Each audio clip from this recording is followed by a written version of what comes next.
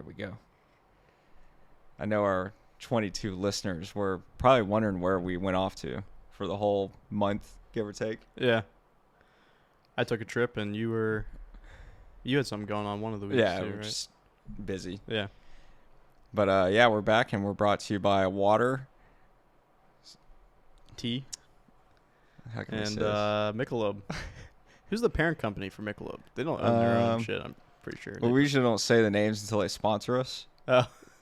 So it sounds kind of like Michelangelo. Oh. Yeah. Cool. Yeah, the parent company is probably Anheuser-Busch. Is it? Yeah. Yeah. And then you got some mud water over there. Right? Well, this actually isn't mud water. This is just... Oh, tea. I Yeah. keep saying that. Yeah. So what's mud water again? It's a mushroom based. Well, it's actually a black tea based. It's a chai, masala chai. It's like black tea, spiced tea. But they also have lion's mane and cordyceps mushrooms in it, which is good for like mental awareness and like acuity and just overall like cognitive function. And then cacao. Yeah. It's another good Like cocoa taste? Yeah, it's not actually cocoa. It's cacao, but That's where they derive cocoa, right? Is that where it comes no, from? I think it's something different, but it's like a similar taste. Ah. And then what else is in it? I think like cardamom and turmeric, some other shit. I don't know. It's good though, and it's the reason I got into it is because it's a seventh of the caffeine of a regular cup of coffee, so. Because I'm pretty sensitive to caffeine. So, like, if I drank, like, a 20-ounce cup of coffee, I would feel, like, a jittery. Yeah, like you're on a drug. Like how caffeine is. Caffeine is a drug, yeah. Yeah.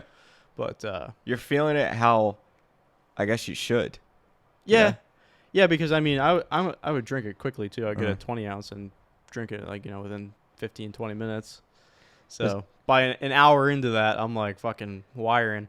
Which is fine, I guess, but I didn't really like it after a while. And I would also get the crash, too. That was another thing. That's an advantage of the mud water. Yeah. There's less caffeine, you get less of a crash. Because, like, I would drink...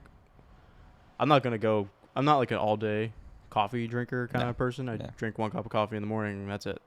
And by, like... Usually, like, by, like, 2 o'clock, I'm like, okay, yeah, like, I feel really tired. I'm not going to do anything else.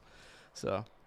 with the mud water, there's no jitters, and I feel like a good like jolt in the morning, but it's not like a wiry sensation like a large cup of coffee would. You ever just bought like half caffeine coffee and then mixed decaf with it to make it like quarter calf? No. Yeah, that's what I was doing for a while, and I didn't have any caffeine in my body for quite a while, and then I messed up and succumbed to circumstance and bought a cup of coffee, probably last week. Drank that. Oh, really? Yeah, it was a small one. You can feel it. Yeah. Which is funny. It's like that. I don't even think that's...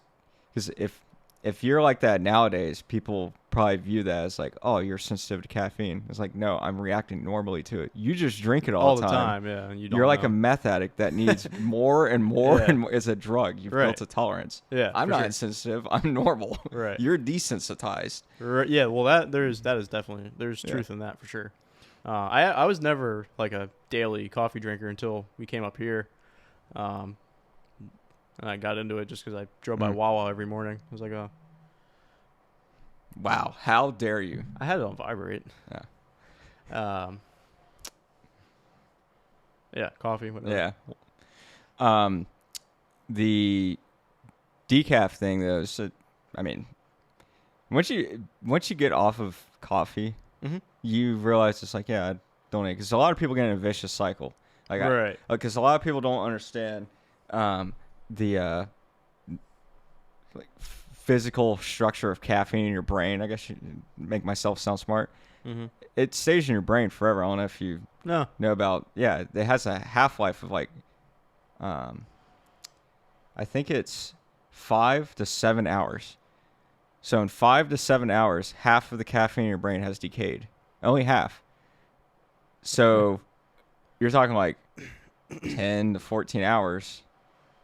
It's still going to be in your brain. So if you're drinking coffee up until, like, let's say you're a 9 to 5er, you're probably up having your coffee at like 7 something, 7:30. Yeah. Coming to work. Yeah, I see where you're going with it. Yeah, and then a lot of people keep drinking coffee up until like 11, maybe noon. Mm-hmm. It's like, that caffeine is now going, because caffeine destroys your sleep. People don't realize that they'll get used to it, but you're not. It's horrible for you. You can go to sleep, you can feel sleepy, and actually fall asleep, but you don't have sleep quality there. Right, you're not getting good quality REM sleep. Yeah, your REM sleep is fresh, just like drinking and going to bed. Yeah. So you get stuck in this vicious cycle because then you wake up and you're like, ugh, I'm so sleepy. I can't move until I get my morning cup of coffee. Yeah. It's like, no, you've become a slave to caffeine. Right. You're letting it control you. Well, yeah, when you put it like that, it's actually, it's perpetually in your system if you're saying that. Because you drink a cup of coffee at noon and it's in your brain for 12 hours, that means till midnight. Yeah, like you a wake few up hours. 4 hours later, 5 hours later, I guess. And you drink another cup. Imagine you get like 5 hours of caffeine free.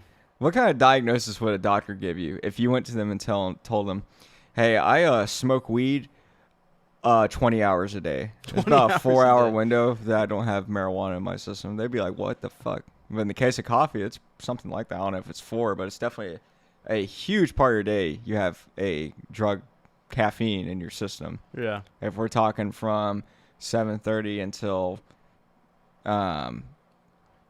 past, if you stop drinking at noon, you're talking 2 in the morning. So from 7 to 2 in the morning. Yeah, 5 hours. You get up at 6. Mm-hmm. So from 2 to 6, you don't have any caffeine in your system. It's like 4 hours. Yeah, 4 hours. Yeah. Which is crazy. That's got to be terrible. Yeah, and the other thing is my favorite coffee drink actually is cappuccino, which is like espresso. Yeah. It's just foam milk. Has some chocolate taste to it, right? Wait, no. That's a mocha. Yeah. Yeah. No, I don't know all the coffee shit. Cappuccino is just espresso with like a foamed, steamed milk. But espresso obviously is like more caffeine than just a regular cup of coffee, I think. Yeah, I never understood espresso. Espresso, I always get it wrong. Yeah, espresso. It's just like pressurized.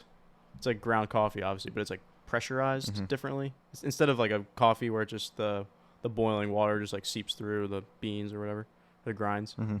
Espresso is like it's like blasted like with pressure through the filter.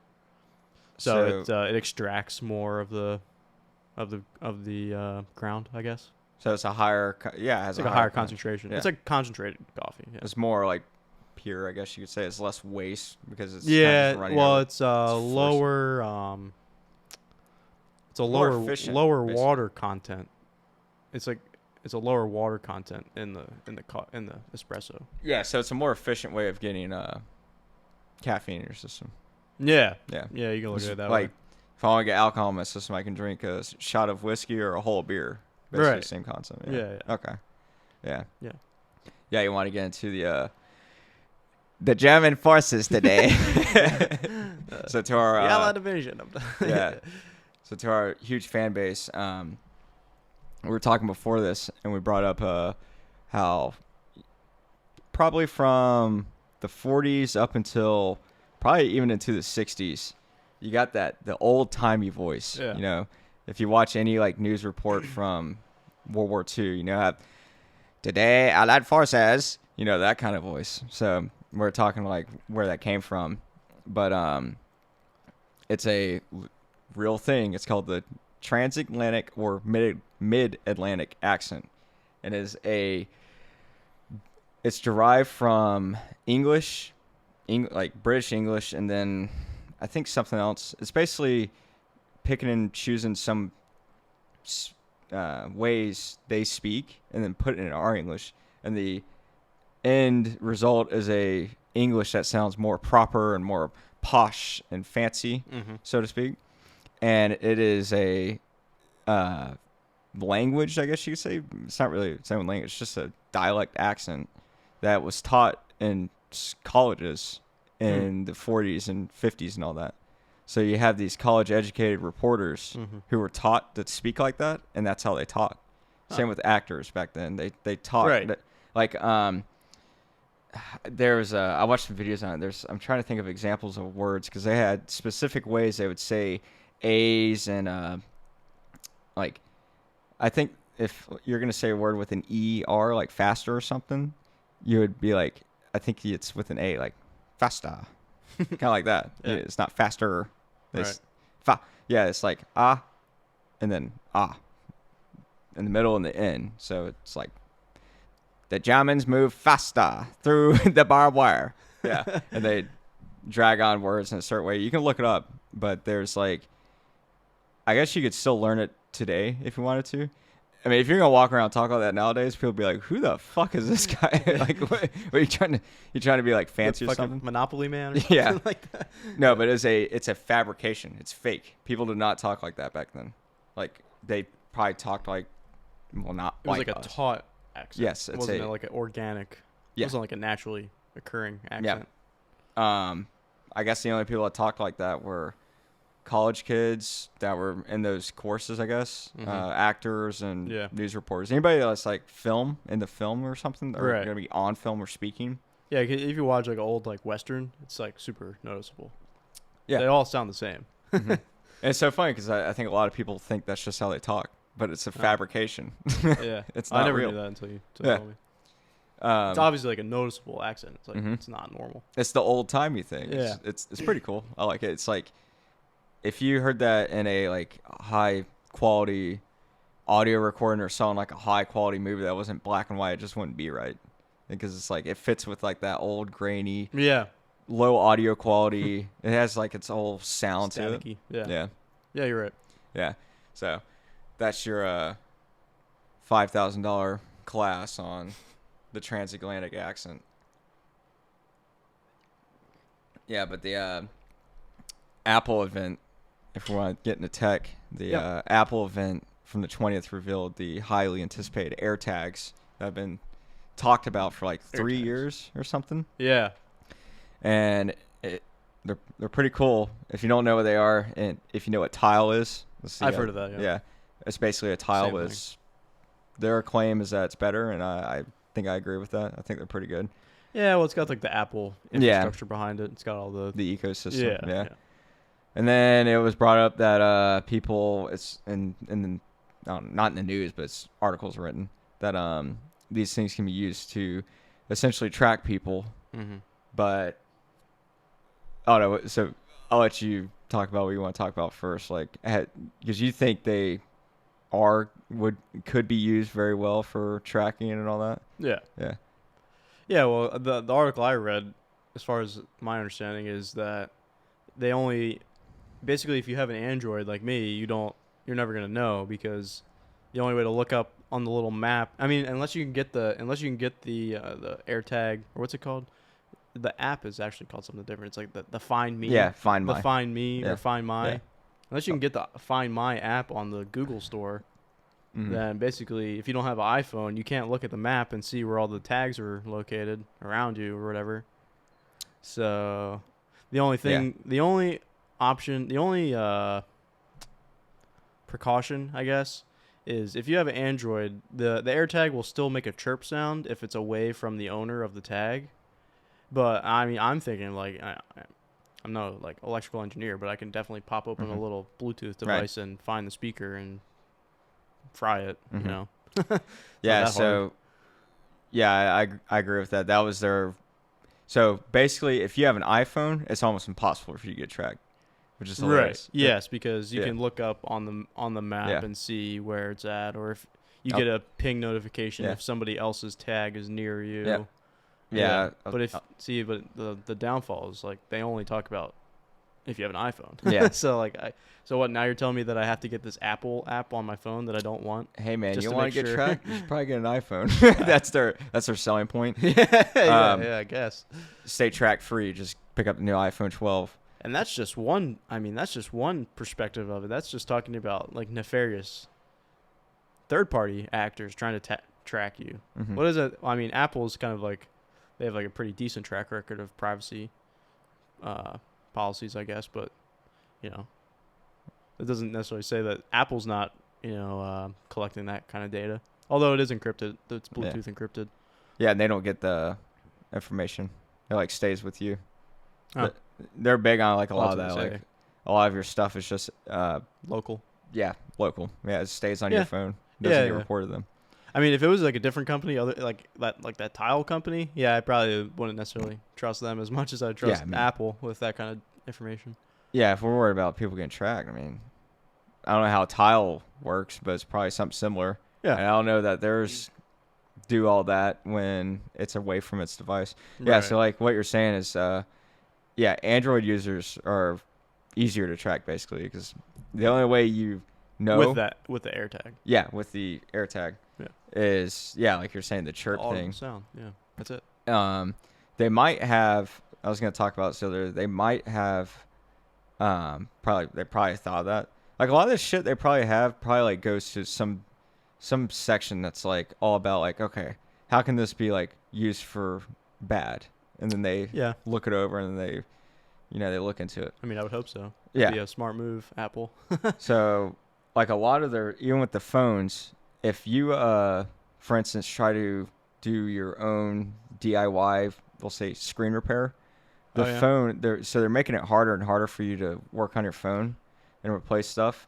Because what will happen is if you replace like the battery in it, all that stuff is starting to get serialized and like basically mated with the internals of the phone, so it knows it's like this is my battery and this is the only battery that I'll accept. Yeah. And so, like when you replace it, it'll send like a diagnostic report or something like, oh, this battery has been replaced with serial number 1234. It probably does that, but then it even pops up like some things won't work. Like people will replace the screen on it, and then the front-facing camera won't work.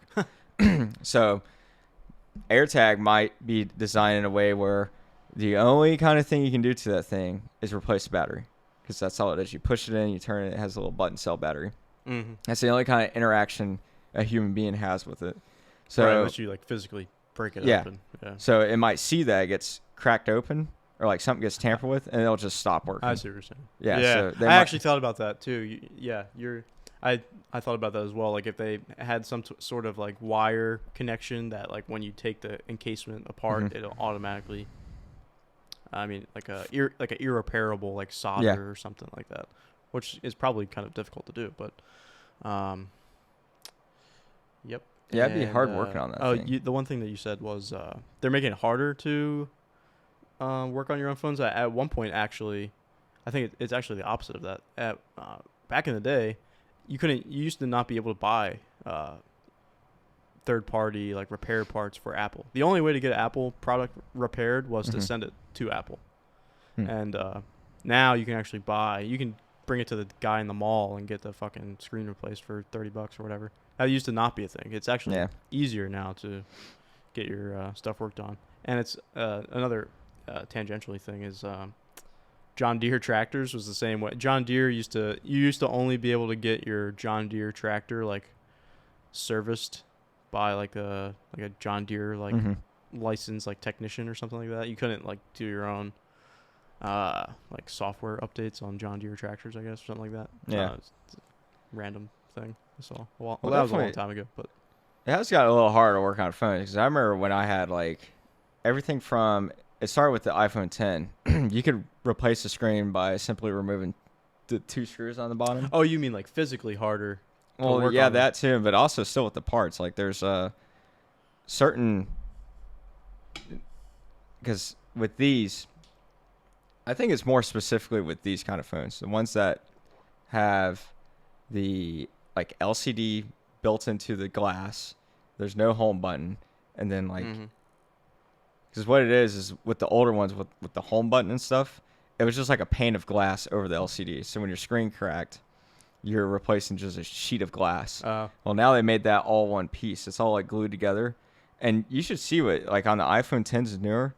If you want to do like a DIY repair of your phone screen, it's called the digitizer. Digitizer is like made onto the glass now, and when you remove that, you have to hook it up to a computer, a little computer, and transfer all the data from this inanimate screen. There's data stored on the digitizer, and it goes into this machine. You take your new one and put it on there. It can be a third party, and then you got to transfer all the data back to it, and then you can drop it on. And that's on top of having to have a special heat mat to heat it up to separate the glue. So you can still repair stuff, but now it's like you need specialized tools, and it's almost like kind of like a tedious tasks that not almost all the average Joes could do. Because before it was pretty simple. You just take out 2 screws and take out a piece of glass and throw it in there and put the screws back in. I see what you're saying. Yeah. Yeah, we're both saying correct things. What I'm saying is it used to, like, it wasn't authorized to do that. Like, before they started allowing the little mall stalls that do it, like, they used to not be allowed to service, like, Apple products. I mean, they could do it. It would just void your warranty, I'm sure. But, yeah. I'm not saying it's, like, an easy thing to do. It's obviously, technical.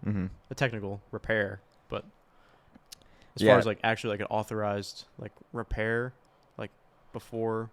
I don't know when they started doing it, but like, you used to actually have to send your phone to the Apple store or like Apple to get it fixed. Yeah. I think there's probably Apple authorized repair shops. Anymore. Yeah, or that. Yeah. Right. Maybe not these like small places and malls. Just because I don't know what kind of certification you have to get from Apple of all places to be like, yeah, we'll put our seal on it. You're certified. But yeah, the whole AirTag thing. Another thing about it. I think you mentioned it. They'll give you a pop-up of if there's an AirTag following you, like you said. Like if you have an iPhone and someone drops a AirTag in your pocketbook or whatever.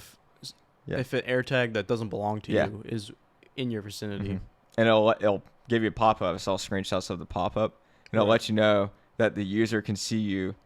And I definitely didn't say. I was going to say, I think you could actually see, like, oh, who is the user? Where are they looking at? I don't think you can do that because that would be like spying on somebody else. Spying on the spot. You're spying on the spot. Yeah. And it'll only do that when it's separated from its user. So, like, if your buddy is with you and they have an AirTag on their book bag, yeah, it's not going to pop up. Well, the article I was reading, I forget. Might have been Politico, maybe? I forget where I was reading it.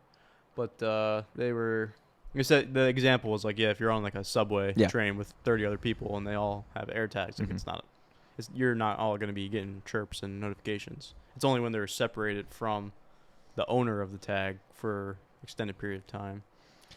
I don't know that Which they don't define extended period of time either in the article. So I don't know how long that would be.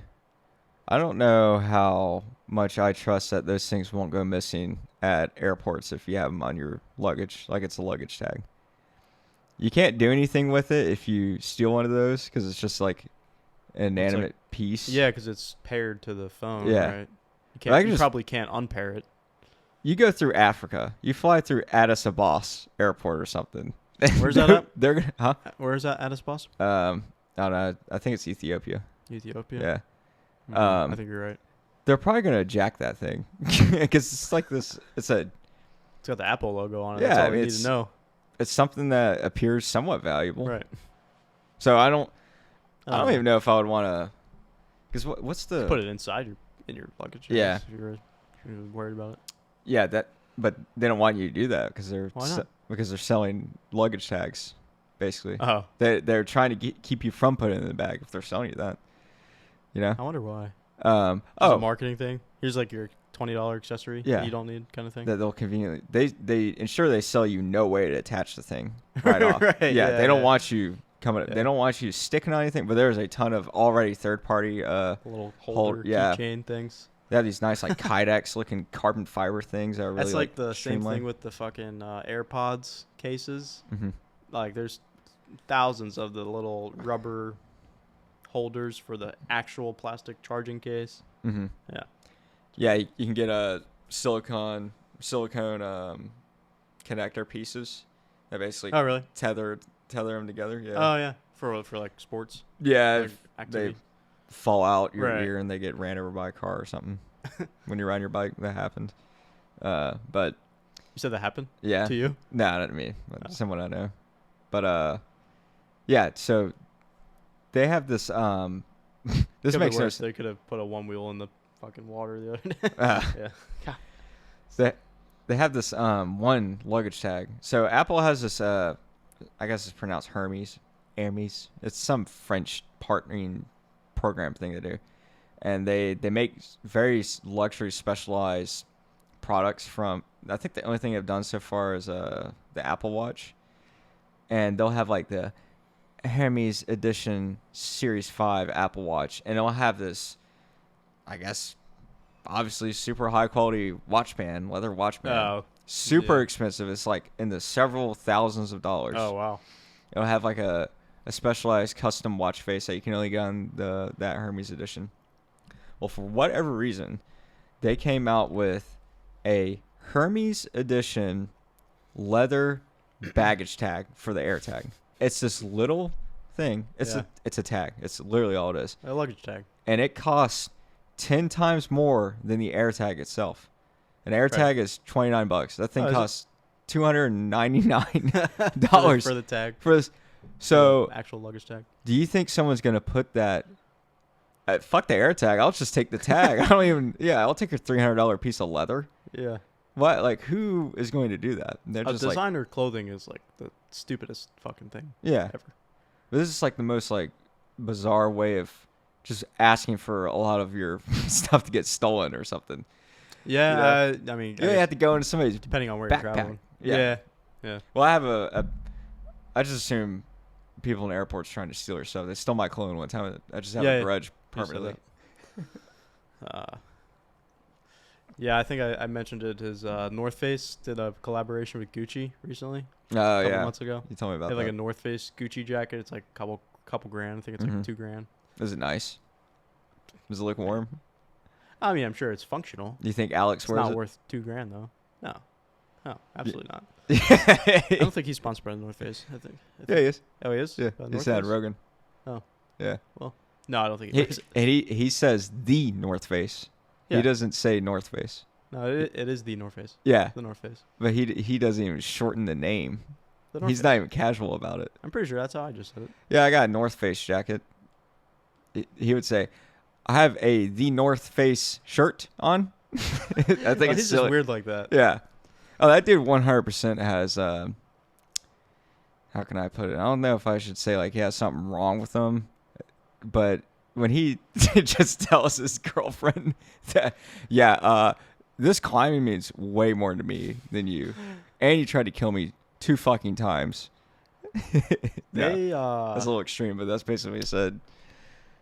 I think they got together after he started the project. I'm pretty We're talking about Alex Honnold, by the way, the rock climber. Yeah. I haven't seen that movie in a while. I only watched it like the fucking day it came out for one time.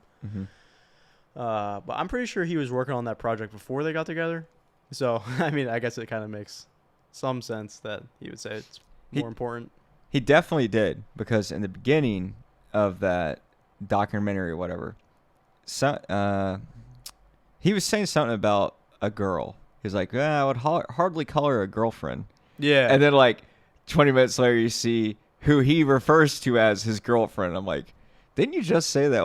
Like, wait, what? So that must have been like months apart, maybe. Oh, in the filming. Yeah. Yeah. I'm sure that was definitely. The whole project took him like 3 years, I think, total time, something like that, or 2 years, something. In that case, yeah. I think he actually climbed it like probably like over a dozen times, something like that. I'm kind of just estimating, but I think he climbed it like roughly like a dozen times before the free solo. That scene of him washing his clothes in the shower by stomping on him in the train. I don't remember that. That shit was so funny. Have you ever heard the term dirtbag in the climbing? You're new to the climbing scene, but there's a term like the term. I mean, it's like a ski thing too, or snowboarding, but any type of those like outdoor communities, like a dirtbag. It's just like a dude that like skimps by. Like, oh, yeah. Those are probably the best. Lives out of the dudes, van, though. Bounces from hotel to hotel, just hitting different climbing spots. Yeah, their life revolves around climbing. Yeah. Yeah, and that's it. They're going to be the best climbers, though. Yeah, or like ski bum. Ski bum is like the other one. It's like you literally just, all you do is ski, and you just couch surf and eat McDonald's and fucking buy lift tickets. Oh, man. Yeah. Holy shit. Yeah, it's a lifestyle. Yeah. And then that scene of him, cooking. You know, he was like cooking, and then in the van, or in his van, and then he sits down in like the passenger seat of the van and just eats it out the pot with the spatula. I was like, what? Come on. He is like the ultimate like minimalist. Just Because it makes sense. Like, why the fuck do I need to take this out of this pot, dirty another dish, put it on a plate, and get a fork and dirty that? No, I'll just eat it straight out. It makes sense. Yeah. But I was like, bro, I know you have money to afford a plate and a fork, and you have the time to wash it. But oh well, yeah, I'm sure. But it's like you said, it's like a minimalist and like a efficiency and productivity kind of thing. I think I got pretty deep into the whole van life rabbit hole for actually a pretty long time. I'm pretty interested in it. Yeah, I would love to do that. Live nomadically for 5 to 10 years. I would do it if I had an actual home as well. Yeah. Yeah. Like, I'm pretty sure that's his home. Well, he bought a house. I don't know I'm sure he's got a house now. He's like a fucking millionaire. Yeah, in the I don't know about a millionaire, but he's got plenty of money. In the movie, they like just went and got a house in Vegas. Oh, he does. He lives in Vegas. That's right. I was like, not Vegas, but he lives in Nevada for sure. I wonder what his at the time. I don't know if they're married. What his girlfriend did, because it's like it didn't indicate that she like did anything. No, I think she just had like a day job. Oh, okay. Yeah, he's just like buying this house in Vegas. I'm like, how much did that cost, and how much did she contribute? This man just like rock climbed and risked his life for like 10 years. And he's finally got enough to buy a house. Yeah. And it's just like, all right, yeah, I'm moving in with you. Oh, I think they made a killing off that documentary. Yeah. But he is actually very philanthropic. He donates a lot of money. His foundation, it's all about I think it's all about solar panels. No, or like lights. He's it's all big about on lighting. the environment. It's all about lighting. He donates like solar powered lights to like developing countries. Yeah. They talked about he's been to like Uganda and other countries in Africa, and he I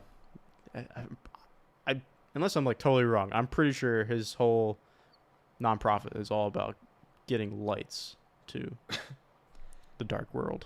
I guess lights. Yeah, like solar powered, like sustainable lighting. Yeah. I think that is probably the last thing they care about. I think they'd probably want some water. Well, so it's like a trickle down effect, though. You got to think like if you give them lights, then they could work longer in the day. They can go get water at night, kind of thing. Because these lights. Fire? What, you gonna walk around with a torch like a fucking caveman? I mean, I guess.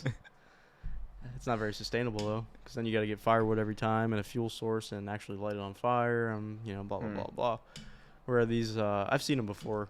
And now I'm thinking about it, is they're like, you know those the lanterns that I just took pictures of. They're like those, but they have like a little solar panel on the top, so they're portable and you can carry them around. They're like lanterns basically. Man, I just feel hang like from your ceiling or carried around. Whatever. Get some wells dug or something. Oh, there's plenty of I mean, don't get me wrong. There's plenty of nonprofits that do all kinds of shit like that. Like the rower that was on Rogan. Yeah. She rode or whatever. She her whole nonprofit. I don't even know if it's a nonprofit, but her whole charity is clean water for developing countries. So he might be giving lights to communities with water already. That might be his thing. Potentially. Or anywhere. I wouldn't go to he's giving lights to people that don't have lights. Yeah. I wouldn't go to a tribe in Africa who have no water and be like, hey, you want some lights? I would give them water first, and then we'll think about the lights. But that's probably his thing. There's no way he's going to a dying of thirst tribe with no water. You know? Well, is there? I mean, do you think is there that much? Is that water crisis that serious? I don't know. Is it I'm sure it's gotten better. It's definitely there though. It's definitely better. I don't know if there's ever a time where, I mean, maybe there was, where like people like actually like didn't have like any water. Oh yeah, I find that kind of hard to believe. They don't settle down in an area where you can't at least walk for a few hours to get some. Yeah, I mean, whether it's the cleanest water in the world, I don't know, maybe not. But I mean, I don't think there was people that like actually like didn't have any water. Yeah, whether it's clean, they wouldn't or not. exist. Yeah, right. You need water. Yeah. You know, it's like all society has been built unless up you're around in fucking Death Valley or the Saharan Desert. I mean, you're gonna find water somewhere. That's interesting, the light thing, because it does make sense. Like I mean, it's the same as when cavemen discovered fire. Suddenly we're hunting at night. Yeah, your productivity. Like before, we were basically a slave to the sun. Right. Yeah. Right. Imagine that. That's something we can't even picture nowadays. Because electricity, lights, Yeah. all that. Imagine when the sun goes down, that's it. That's all you got for several hours to come. Literally no other chance unless the moon is out of you seeing in the dark. Right. Impossible. It's just a weird thing to think of. Because, I mean, now, and that's why our sleep is probably permanently jacked up. We're not used to being around lights 24/7. Mm-hmm. I mean, you're in a city, you go for a walk at night, there's lights, and then you go to bed and you've been exposed to light. But just another charity organization. I guess I'm just on a roll with these. Is I listened to another podcast the other day. It was a landscape and astrophotographer, and his little charity that he try and supports is it's like the International Dark Skies Coalition or something I bet like I can that. already guess what his thing is. What? Is it putting shades over streetlights? No. No. No, light pollution. they're just they're like anti-light pollution. Yeah, I can get on Like board bring with that. awareness. Yeah, and you know the what's it called, the light painting with like a flashlight. Yeah. And long exposure kind of thing. So that's this like Dark Skies Coalition. They're like anti that because they say it. What the fuck? Yeah, I don't. Wait, why? I don't. Well, I can see the detrimental reason. to the night sky, I guess. But you're doing it for like a second. I mean, that's what he said. Maybe maybe I misunderstood it, but I think they're. He said they're anti-light painting, and that's the only light painting that I know about. Unless there's some other way of light painting that I don't know about, but he said that the Dark Sky Coalition is like anti-light painting. You fucking shine a light in the sky, you're literally from Satan. Sounds extreme, yeah. But. Yeah. I would like to hear his like reason behind that, because you're shining a light into the sky. I would ask him if he drives his car at night. That's a good one. You fucking piece of shit. You're shining your headlights into the sky. I bet you put your high beams on too, don't you? Light paint. I haven't put my high beams on in a while. Yeah. Now that I think about it. I have noticed that too. I'm used to driving down like. It's light around here. When's the last time you've been down a dark country road? Country road. Not in the past couple of months. That's the last time I was home, I guess. That was in December. That's when you realize how bright high beams are in the car. Oh, my lights are super bright. Yeah. You turn the high beams on, you're like, that's how bright these things are? I forgot. I can see clearly to probably 100 yards. Yeah. Maybe. Yeah, it's insane. Maybe if not a little bit more. I don't know. But I have high quality lights for sure. They're stock. Yeah, but the light painting thing is first off, it lasts like it doesn't even last a minute when you're like painting something. Yeah, I know. Yeah. I don't know. Maybe I took it the wrong way, but that's what he said. I want to hear something about that. I'll send it to you later. Yeah. You look into it. It seems like he should be against like these parking lots put in there, because it does make sense. Oh, well, they most certainly are against that too, but yeah. If you're building a parking lot, it doesn't make sense for you to not put like something reflective over it, because then you can use less lights and it costs less money for your business to put up a bunch of street lights. Right. Yeah, all this light going into the air, it's a waste. Yeah. So that's like a really peculiar thing to be. It's like that's a kind of like a small problem in the grand scheme of things with light pollution. First, that's probably the smallest problem. it's so tiny. It's like. You hate people having bonfires because there's fucking the flame. You used your flash on your camera? Yeah. You drive your car at night. Yeah. I don't know. That guy, that's something else. Do you donate to his charity? The Dark Skies? Yeah. No. Okay. I was about to say, if you do, you should probably, put that up. Give it to Alex. Charity. Well, I bought the Sea Shepherd hat. I bought Deliver Fund is another one I support. Mm-hmm. They're anti-human trafficking thing, and that's good. Off the top of my head, those are the only charities that I can think of. I only give money to the GOA, like a true what is that? Bigot, Gun Owners of America. Oh, I do not do any of that. Oh, you don't? No. What's that? No, they don't. No. Well, I don't know much about the whole GOA thing, but the NRA is definitely. Oh yeah, total. I wouldn't give money to them. No. GOA is. They do nothing. I've heard nothing but group. Legit statements about GOA. Like they're legit. Like they file lawsuits left and right to all these anti-gun legislation, all this bullshit. They seem to be pretty good. Doesn't the NRA do that too? Yeah, but the NRA has done things like, I think the bump stock thing was like the last straw, and that's what made everybody like turn against them.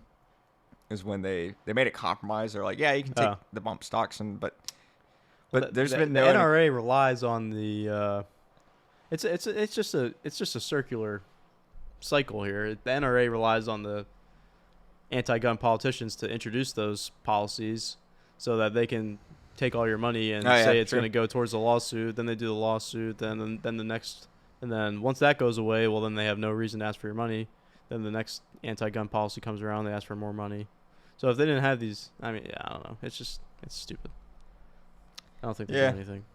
And they're just like you told me about I already knew about him, but Colin Noir. He's just like a total. I don't know about it anymore. He used to just be like this big like NRA shill. He had like an NRA TV fucking show. Yeah. It's like, all right. Does he still do that? Do you know? I have no idea. I don't follow him at all. I don't like him. Yeah. Oh, you don't like him? No.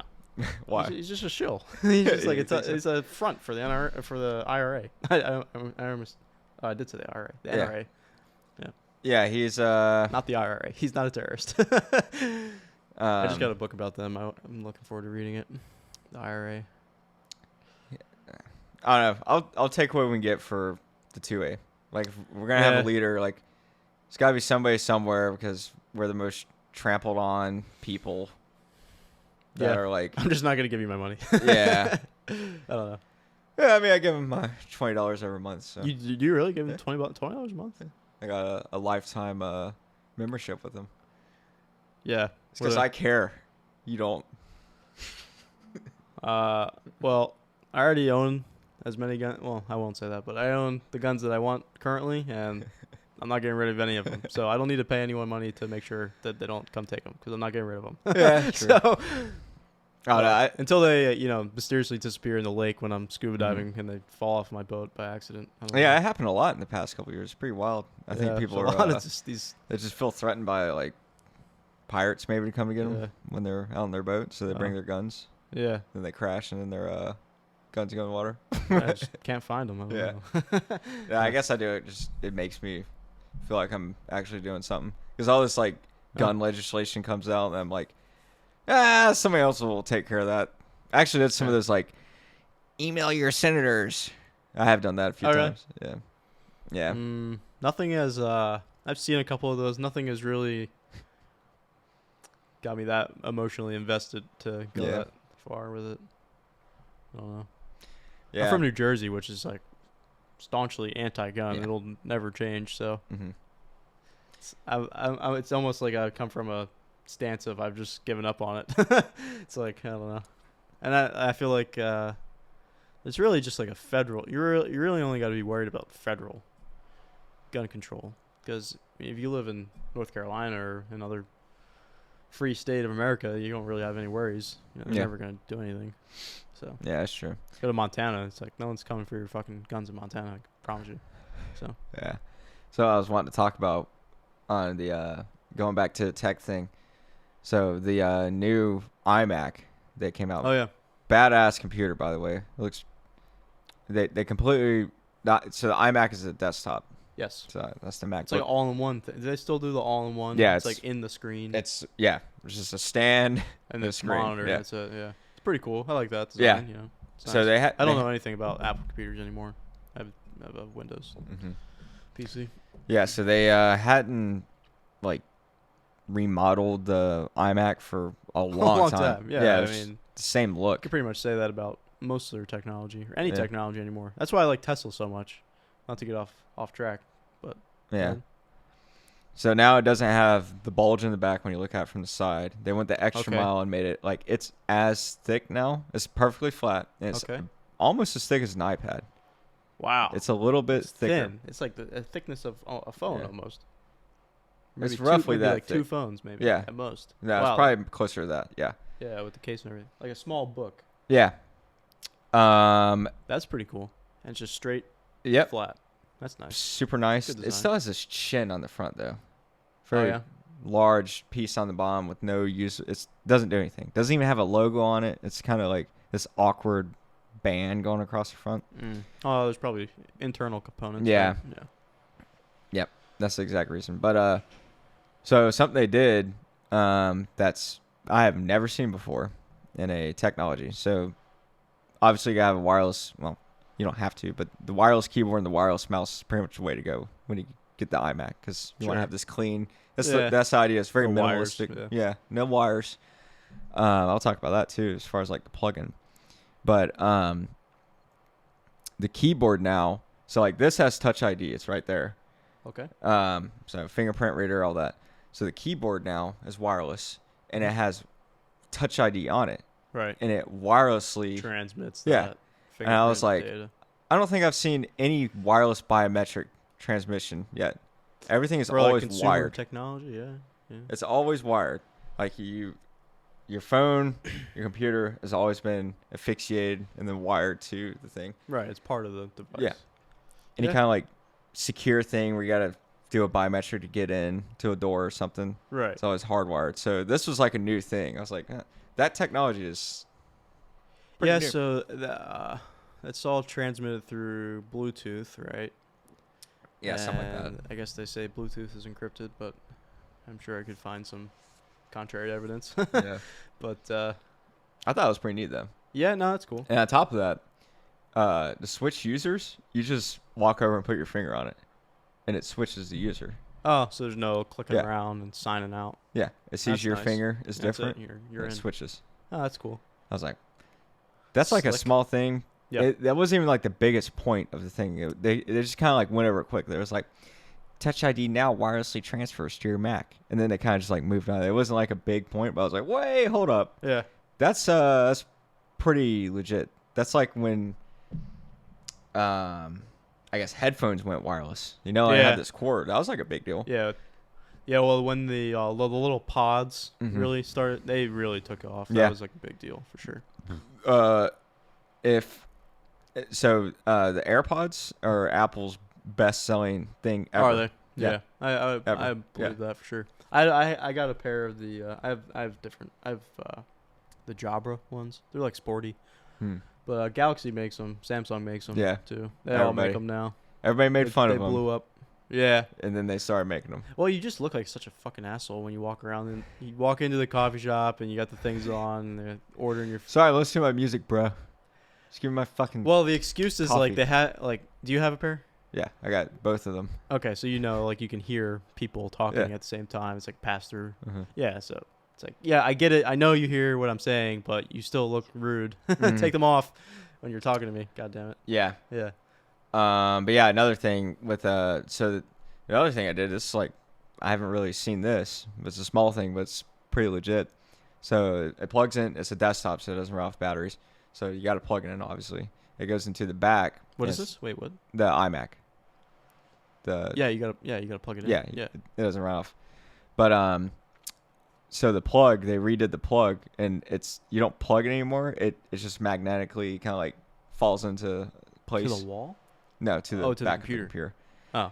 And on top of that, to keep as many cables away from coming up onto your desk and plugging in, they made the Ethernet plug-in now the brick that sits on the floor. Oh, that's power nice. brick. So all of it runs through this one cord. Oh, that's nice. I was like, that's pretty legit. It's a data and a power cord. Yeah. Like once I get a house, I'm probably gonna get one of those things because they're not even that.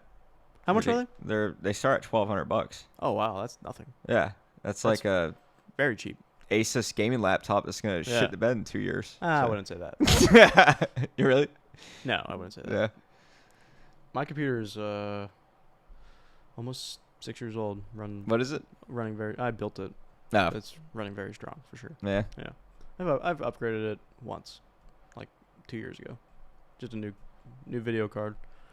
Yeah. Yeah, you can always upgrade those things. Just new stuff. If you know how to work on computers, they last a very long time. Yeah. So they don't like shit the bed or anything. At the worst case scenario, you just have to reinstall Windows. You probably won't. Whatever. I don't necessarily use my computer for any type of like work that much, I would say. So like I'm not losing. It's not like I have like hundreds of files and documents saved on it that I care about losing. So yeah, if I got to reinstall Windows, whatever, like it's not a big deal. How do you keep like viruses off it? I don't use any antivirus other don't? than Windows. Yeah. Windows has a built-in. It's called Windows Defender, right? Yeah. Yeah. Yeah, I use that, and I just don't be an idiot on the internet and click on shady links Yeah. and spam emails, and I don't go on stupid websites. Yeah, I don't know. Yeah, that's The only way you get. That's the human vulnerability is the most common and most likely way your computer is going to get infected. Yeah. It's going to be your fault. Yeah. It's not a matter of. True. Yeah. Yeah, that's the good thing about like MacBooks and all that. They don't usually get viruses. Yeah. At all. Yeah, Apple's. That's a huge argument or a huge advantage of the Apple devices. Because apparently it costs more for like hackers and all that to develop stuff, and it takes way more time to develop something that can compromise the operating system on a Mac. Yeah, I mean it's definitely out there. It's just definitely not as common. Yeah. I mean, if you're not, like you said, going on stupid websites and have you ever looked at the spam folder on your email? Yeah, it's insane. Yeah, it's stupid. It's like the amount of just if your email goes anywhere, it goes to show how much your data is sold. Oh, You put your email anywhere, you have like 10,000 spam emails. Well, there's people you can go on like the dark web or the deep web, and you can just buy lists of email. You can buy 10,000 email addresses if you want. $20. Wow. Yeah. You can just get lists of emails and credit cards and whatever names. You can get. Actually, another thing is Facebook. Facebook was just in the news like a week ago because they leaked, I think 500 million accounts or something like that. Yeah, I heard about that. Was compromised. All the emails, all the birthdays, all the names. Yeah. Nice. Phone numbers probably. Yeah. So I think it was like 100. I'm probably botching the numbers. It was like several million. I think it was in the hundreds of millions of accounts that were leaked. Yeah. And all those email addresses. So, think about going to buy 10,000 email addresses. It's like nothing. Yeah. Literally nothing. I personally have like 6 email addresses. So it's like, Have you ever heard of those email accounts you can set up where you don't have to put like pretty much any information in to get an email? You ever heard of that? Yeah. Yeah. I mean, I use Proton Mail. You ever heard of that? I think that's the one that I'm thinking of. What is that one like? Really? It's privacy focused. Really? Secure. Yeah, private. It's encrypted from Proton Mail to Proton Mail. It's just like Signal. So you probably just hate Gmail, don't you? I do have I have a Gmail. I don't use it for much anymore.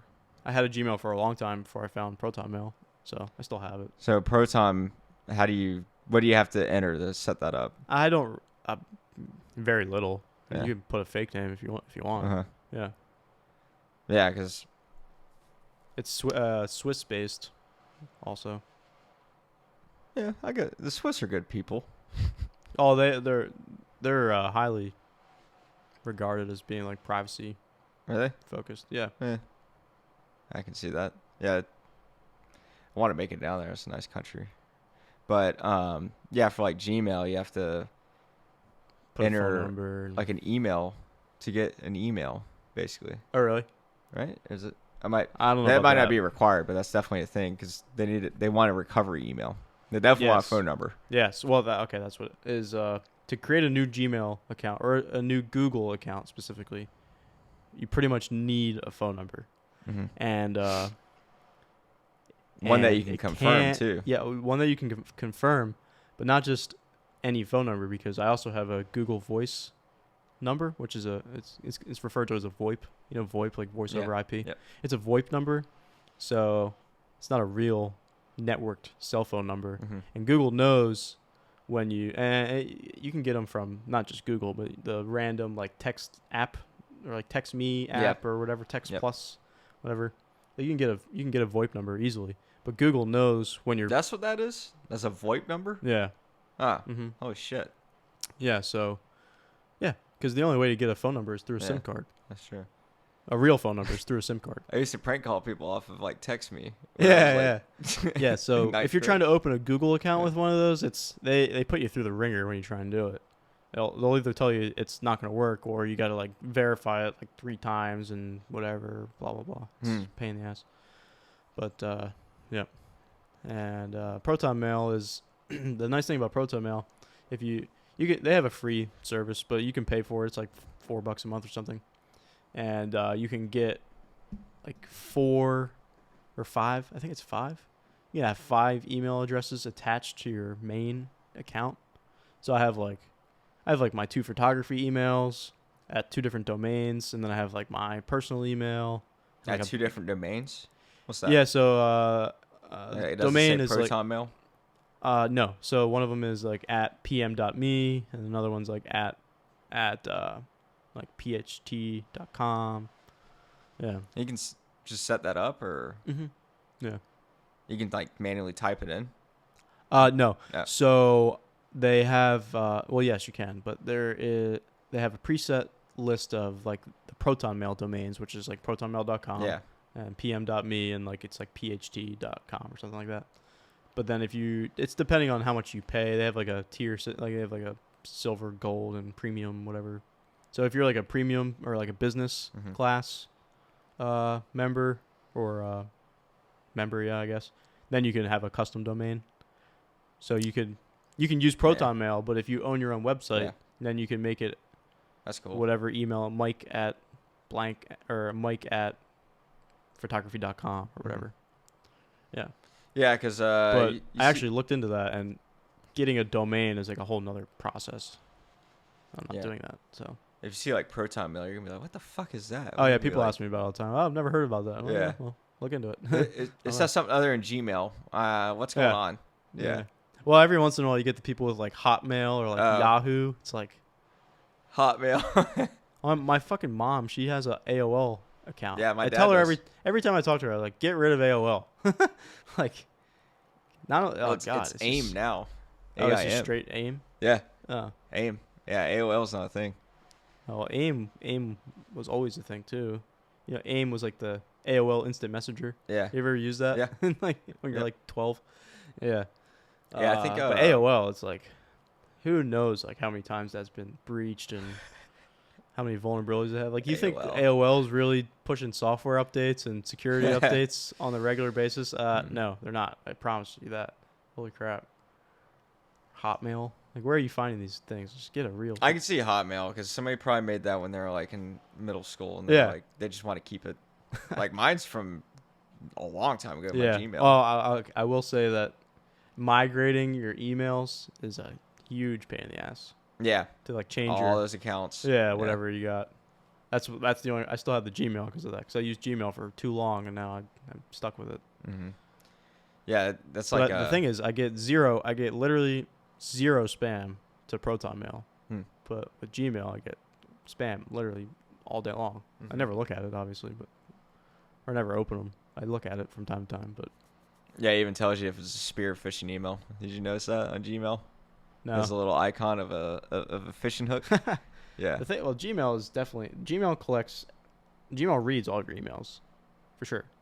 That's how that's how it filters. It puts them in the. Have you noticed how there's like the promotions folder and the spam folder and the advertisements folder and like the star folder? Like it does that because it's reading all of your subject lines and probably the information itself, and it puts it in those folders for you. Obviously, no, I'm not a fan of that at all. People will accept that though. They're like, oh, but it organizes it for me. Yeah, well, they'll compromise easily. Yeah, I don't do that. Yeah, I like it. I like Gmail reading my emails and making sure it tells me what's what.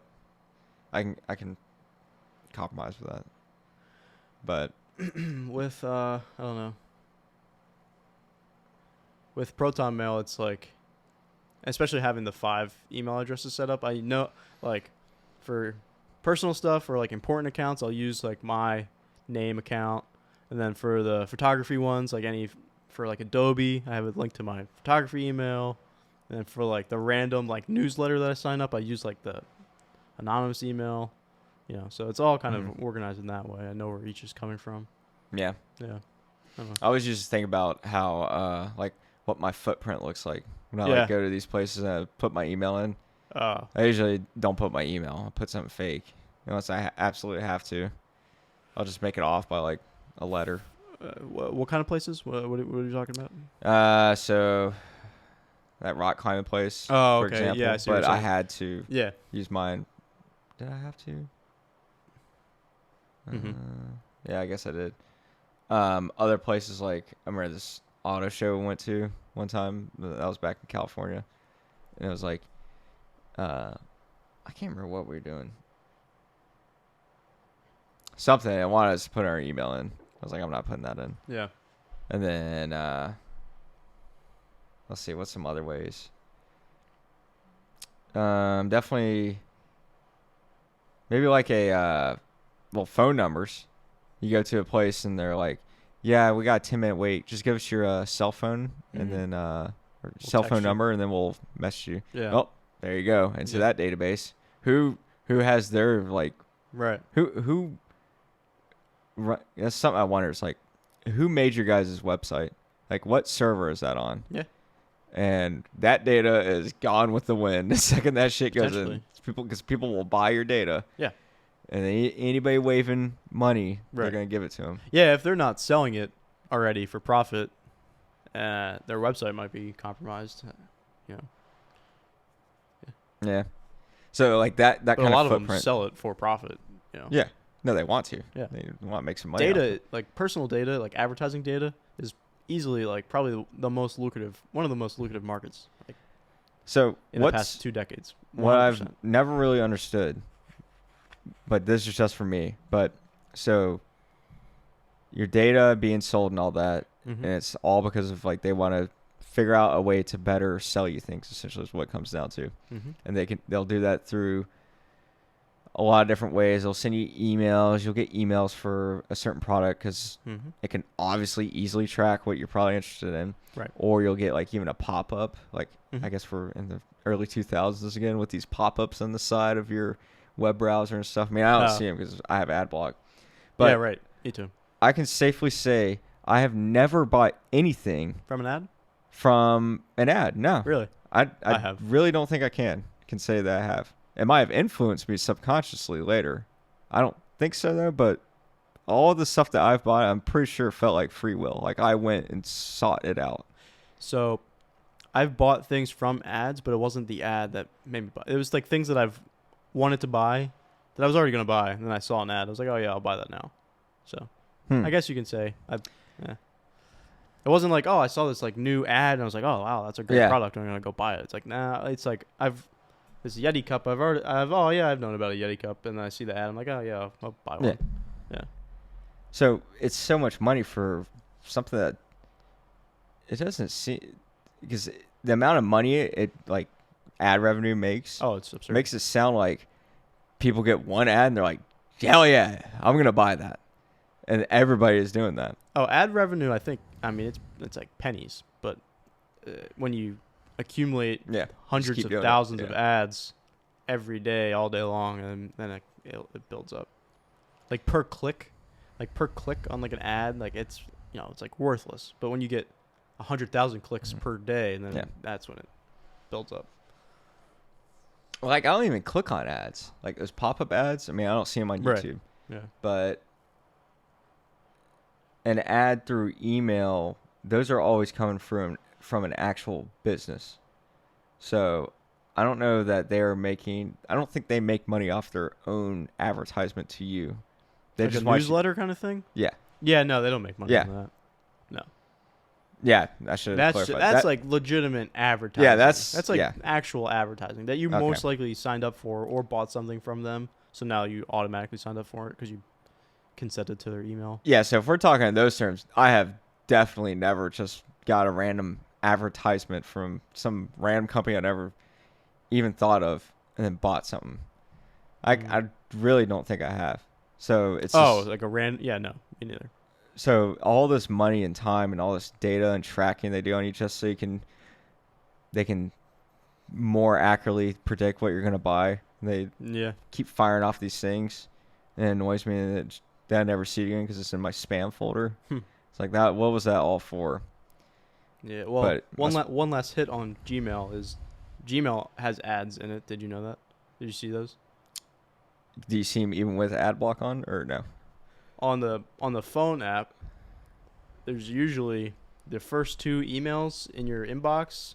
They're not even emails. They're just little ads. Yeah. Now it's So on it's the. like extremely annoying. I don't want those. Yeah. And they give them to you from like Google Ad Services, just like Amazon. Google Ad Services is huge. That's like one of the biggest ad or data collection like networks. Mm-hmm. And so literally everything you do on Google is influencing the ads that it's giving you in your Gmail. So. Yeah, I know what you're talking about. But I haven't seen that lately though. What? Smart homes? Nah. Oh yeah, we could move on if you want.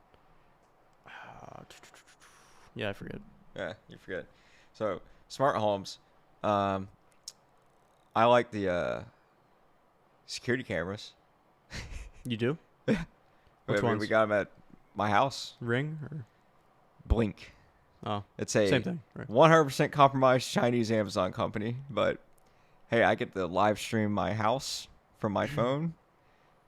Why do you say it's compromised Chinese Amazon? Yeah, I'm just saying that because that's the first thing I think of when I see a Chinese manufactured surveillance kit that you put in your house that's connected to the internet. Yeah. I'm just assuming they're for sure watching. But yeah. Because they have to be. I don't know. Might be conspiratorial, but I don't think it's a far stretch. I don't know if they're... I don't know. They better not be, because if someone exposed that, good luck. You're going to have a lot of explaining to do as to why. I don't think the Chinese government's interested in the private lives of daily You don't think so? Americans. Yeah, I don't think they are either. But people are scared that they have... Think about how many people have those things. Yeah. It'd be like, you would never... It'd be... They don't have enough people to watch all that. They couldn't even with AI, they couldn't look at all the fucking data. People might be scared that they even have the dinner. ability to even, if they wanted to, like they're not actively watching. Yeah. I think they probably have that ability. Like a backdoor. It's the same. It's the same argument with the Huawei thing. The phone. Yeah. Huawei phones. Yeah. So I like that. So when you have your AC, your door locks, your window locks, every single thing in Wi-Fi. This, fridge.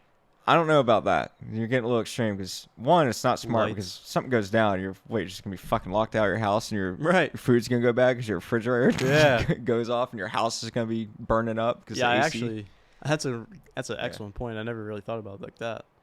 Yeah, if you have your completely connected smart home, your fucking Wi-Fi goes down. It's completely reliant on Wi-Fi. Yeah, I mean, I like smart devices in a home. I don't know about a no shit smart home. Like everything is, it's just this extension of the internet, right? Because of all your the IoT. You heard that? Internet of Things. Yeah, that's why. That's how WannaCry. That's something that was going on with them. They went after all that. Wait, no, that was spearfishing.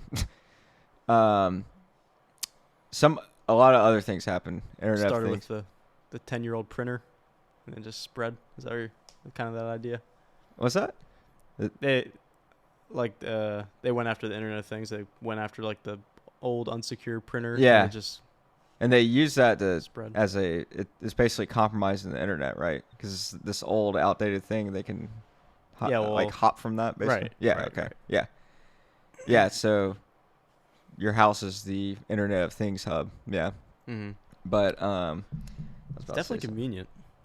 It's It's like, yeah. I mean, especially if you're smart about it and you kind of like actually know about the technology, you can make a home like really, really smart and intuitive and efficient. Yeah, for sure. Yeah, everything is what's the word? It's like automation. There pretty much. Yeah, or you have like full control. Mm-hmm. I mean, it's already starting with simple things like it's pretty easy to teach your smart home that at this time I want my I'm sure they have smart beds. I want my smart bed to start warming me up, right? To wake me up. Simultaneously, I want my smart thermostat to start warming up as well, while my coffee is now started. And the mood lights will slowly turn on. I want my smart lights to turn on. I want my smart home window blinds. Yeah, to open up. Yeah, home device to start reading my daily news report along with the weather, and also get my car started too. Right. Get the heater on because it's cold this morning. Yeah. Like you can go. That's incredible. Yeah. Yeah, that's 2021 for you. That's you could do that right now if you wanted to. Yeah, I'm sure. Yeah, why not? I mean, I don't see how that couldn't be a thing. But I don't know. There's just so much shit. I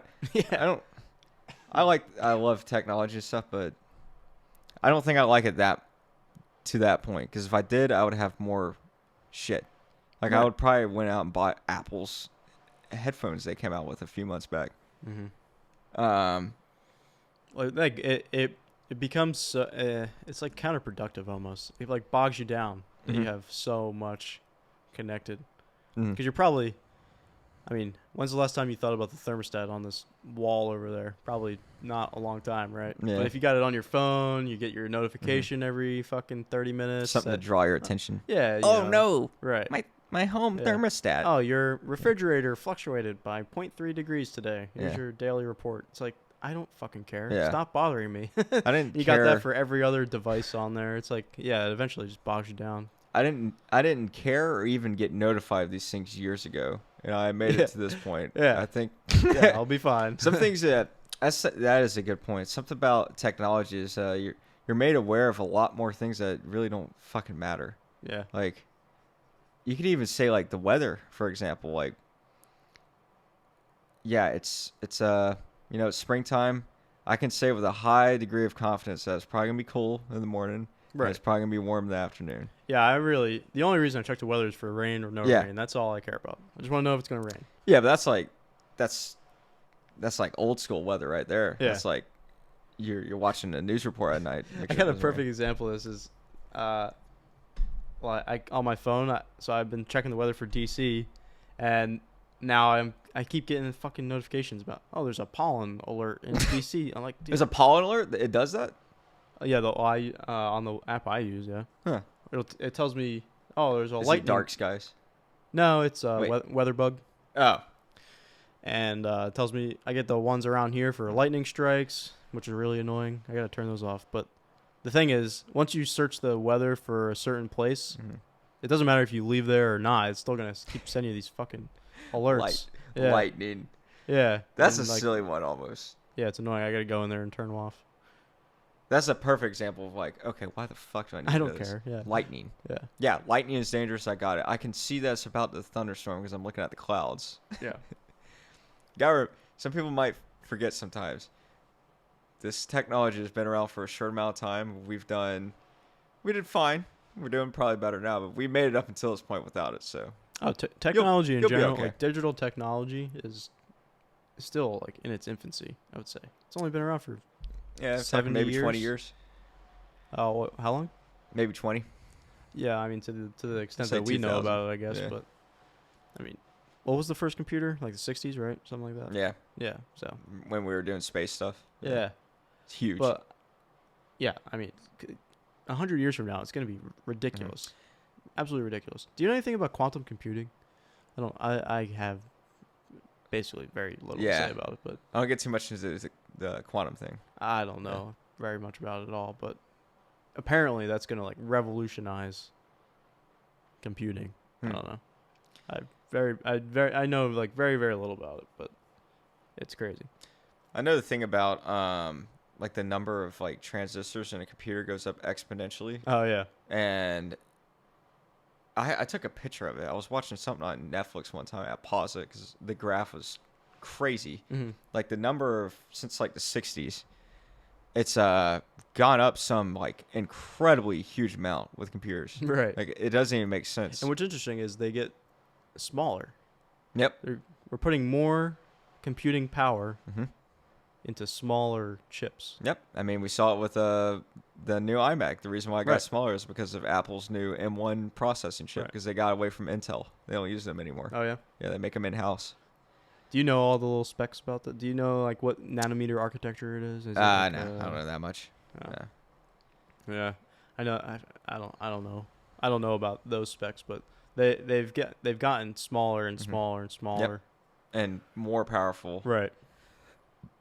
Yeah, just think about 1921. Like, how was that like? And then, like, I think if you just took someone from, so I was thinking about the other day, I was like,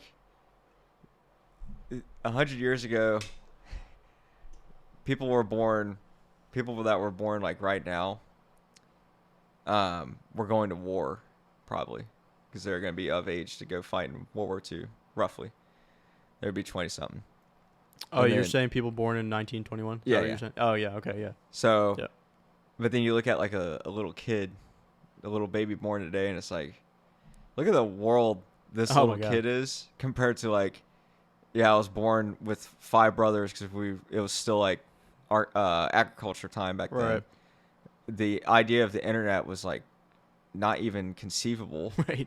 It's like even Star Trek in the 60s didn't even come up with that. Right. They came up with all these other like fancy futuristic things. Like the walkie-talkie. Yeah. It's like, oh, okay. But the internet was just like it wasn't even like a thing. Yeah, you can't even think about it. Yeah. Do you think about that now? Like the thing, I think we kind of touched on this a while ago about inventing things that like you can't think about. Like you can't think about. Like, I'm curious to know like what's the next technology that I can't, in my worldly experience of the past however many years, I can't fathom the idea about this type of technology that's going to come out in 50 years from now. You know, I'm curious about like good. what is that going to be? Yes. So you're saying because I can think about crazy shit. Like I can think about like teleportation. And telepathy and all like. Well, but what is it that I can't think about that is going to come up? You know, in the next. I've thought of those things before too. Yeah. And you can think about it too. Like if you went back to the 20s and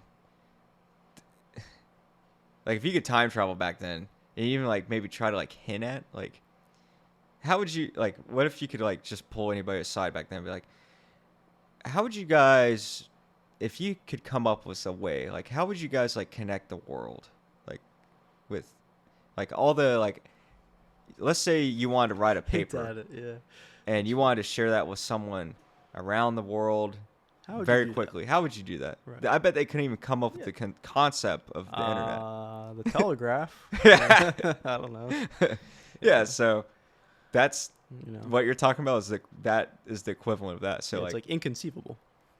But so back then, technology was a fucking car that got not 5 miles per gallon, but it got like 10 now. Yeah. Oh, it goes over 25 miles an hour. Yeah. It's like the new hot car. So it makes sense that they couldn't come up with that because there was nothing like, electricity was there. You had lights. Right. Barely. I mean, TVs didn't come around. You had a radio. Yeah, so radio was the big thing for. You had like as far as like electrical that kind of technology. That's all they had to go off of. But now we have way more. So our imagination of like what we could come up with should be able to go off of that pre-existing knowledge, and we could come up with some like crazy stuff. Yeah. But like even with all this, there's still those things that we haven't even conceived in our head, which should more easily be done. So I see what you're saying. When we're talking about this, it's like, all right, where are we going? We're definitely talking about like teleportation or something. But even we can come up with that. We can think of that. We can imagine that. Right. But just like Star Trek, they didn't imagine the internet. Right. And that was their like show. Right. It was like imagination. Sci-fi. Yeah. So like, what is it? Where we would think we can think of like all kinds of shit. Right. It's like, oh no, I got that. I've already thought of Neuralink. I already thought of teleportation, VR, AR. Yeah. Like what's like the next groundbreaking technology? Yeah. What is it? We're not thinking of it right now. But in our lifetime, I hope it comes around. It better. Oh, I'm sure. There's new technology every day. Mm-hmm. I think but I see what you're saying is like people in 1915, like their idea of this mind-blowing technology is like, an airplane, I guess, or something like that. Or, I don't know, they had some idea of like a car, I guess. Yeah. Or that like a car is probably, pretty significant, pretty technological. Where we already grew up with computers and everything. Like our idea of revolutionary technology is obviously far more advanced, or maybe not advanced, but like I don't know. Yeah, I guess advanced is the word. I can't even like really think of anything either that like technologically has completely just blew me away to the point where I didn't even like think of it. It might be hindsight because I'll see it and they'll be like, "Oh yeah, I mean, that Neuralink is pretty impressive." yeah, That's pretty impressive. that I will say. Like 10 years ago, I would have never thought about that. But the idea of telepathy, of it, yeah, like I could think of the concept, but the actual like thing, implantation of the chip and the Bluetooth or whatever, however they transmit the data. Yeah, that's definitely pretty so we impressive. could think of the concept. So do you think someone in 1915 can even conceptualize internet in their brain? I don't think so. You don't think so? No. Yeah, I don't think. And I'm saying, like, I'm wondering, like, what is that technology that we can conceptualize right now? It's got to be something ridiculous. Yeah, it's got to be ridiculous. Because if we got all this around us, right? I mean, we already have these crazy ideas about the Neuralink and telepathy and everything else, but like, what is it that we can't think about? We have good stuff about it. We're talking to these things that's like recording our voices. And like, yeah. So, yeah, conceptually, all digitally and posted online. Yeah, with the snap of a finger, click of a button. Yeah, it's crazy. So, did all the memory and data is fired onto a little chip inside of the camera? It's crazy. I don't know. I think quantum computing might be one of those revolutionary things, but like I said, I really don't know enough to talk about it like that. But it's a very different type of computer. It doesn't look like a computer when you think about it. It doesn't have a little processor motherboard chip. They actually have like spinning. It's all like spinning, like it's like centrifuges almost, and they have to be like cooled. It's like very very weird. Yeah, they're like huge. That might like be in like big like buildings. I'm pretty sure like they're in like large like labs. They look like a big like turbine almost. So like, they spin. I mean, I'm kind of talking out of my ass, but I think that's fairly accurate. That could be the thing then. Like I can't conceptualize that in my head right now. Oh no, I don't think so. I mean, I only know that because I heard about it like a week ago. But I definitely, if you wanted me to like conceptualize, if someone was like, "Hey, what do you think a computer will look like in 50 years?" I don't think I'd be able to come up with something. It'd be something based off of this. I'd be like, "Oh, it'll probably be something similar to that, smaller, obviously thinner. I think it'll be probably maybe transparent if you want it to be." Was it on Rogan? It was either on Rogan or Lex, one of the two. The guy he was saying they look like chandeliers. They look like chandeliers, these quantum computers. They have like arrays of like spinning, like cooling elements. That's actually really fucking scary, man. It's like kind of scary to they look like a mother brain kind of like hive mind. I don't know if I like that. It's like the glowing like orb and it's got like shit spinning around. Yeah, it's weird. Man. Yeah, I don't. It's like in the Spider-Man movie. You know what I'm talking? I mean, I'm not a big like superhero guy, but the Spider-Man movie with what's his name, Osborn? Yeah, Doc Ock. No, Harry Osborn. Harry Osborn. Yeah. He's got the spinning fucking green like. Is that what it was? Green Goblin. Yeah, but his initial experiment was like that ball of energy thing. Yeah, wasn't it? Right. I'm trying to think back. Like I don't know. It's funny. Yeah. So, now that you told me that, I could probably come up with something more. Like, yeah. All right. What does a computer look like in 50 years? But no, I would never think it's gonna stray away from like that form. Right. But if that's where we're heading, I mean, we have it now. If we have like the idea and we're like getting there now, give it 50 years. It always happens. Look, Neuralink came around in 21 years after the internet. The internet came around in 2000, so we'll just say. Yeah. So we went from not really, but sure. we went from no internet to touchscreen phones to like telepathy. Yeah. And teaching monkeys how to read potentially. And or to at least play games or whatever. In 20 years, because I mean he's been doing this he was doing this in before 2020. It just took him so long to develop the robot to implant. Yeah, because the robot was like the biggest piece. Right. No human can do this surgery. It's impossible. So went from no internet to telepathy 20 years. And yeah, 20 years. I mean, we don't have it yet, but just give it time. I'm telling you, 5 years, man. Yeah, in a human case, yeah, right. But still, that's insane. I mean, even if it never makes it to humans, well, now, I mean, now we're talking about, yikes. Now we're talking about like enslaving animals, but even if it never makes it to humans, I mean, he's already done it in the monkey, and if you just enslave a population of monkeys to do these incredible things that you teach them how to do, I don't know. Oh, you're talking like an unethical experiment? Oh, that's totally. I got plenty of unethical. One of my most favorite unethical experiments, and I don't think it's that bad. I would want to know so the experiment would be to determine what language do human beings speak if they have never been exposed to any language. And the experiment would go something like you have 2 children and you isolate them. I'm not saying put them in a fucking cage or anything, but just away from other people. Yeah, just isolate them. Maybe it's on an island, and then you just have someone like take care of them up until the point they can fend for themselves. But that person ensures they never make a peep. They never even. Maybe they wear a mask to conceal their emotions, like their nonverbal expressions on their face. So these kids have never seen expression. That's a totally different. What did they turn out to be? What are they? Probably like sociopaths. Yeah. Oh yeah, for sure.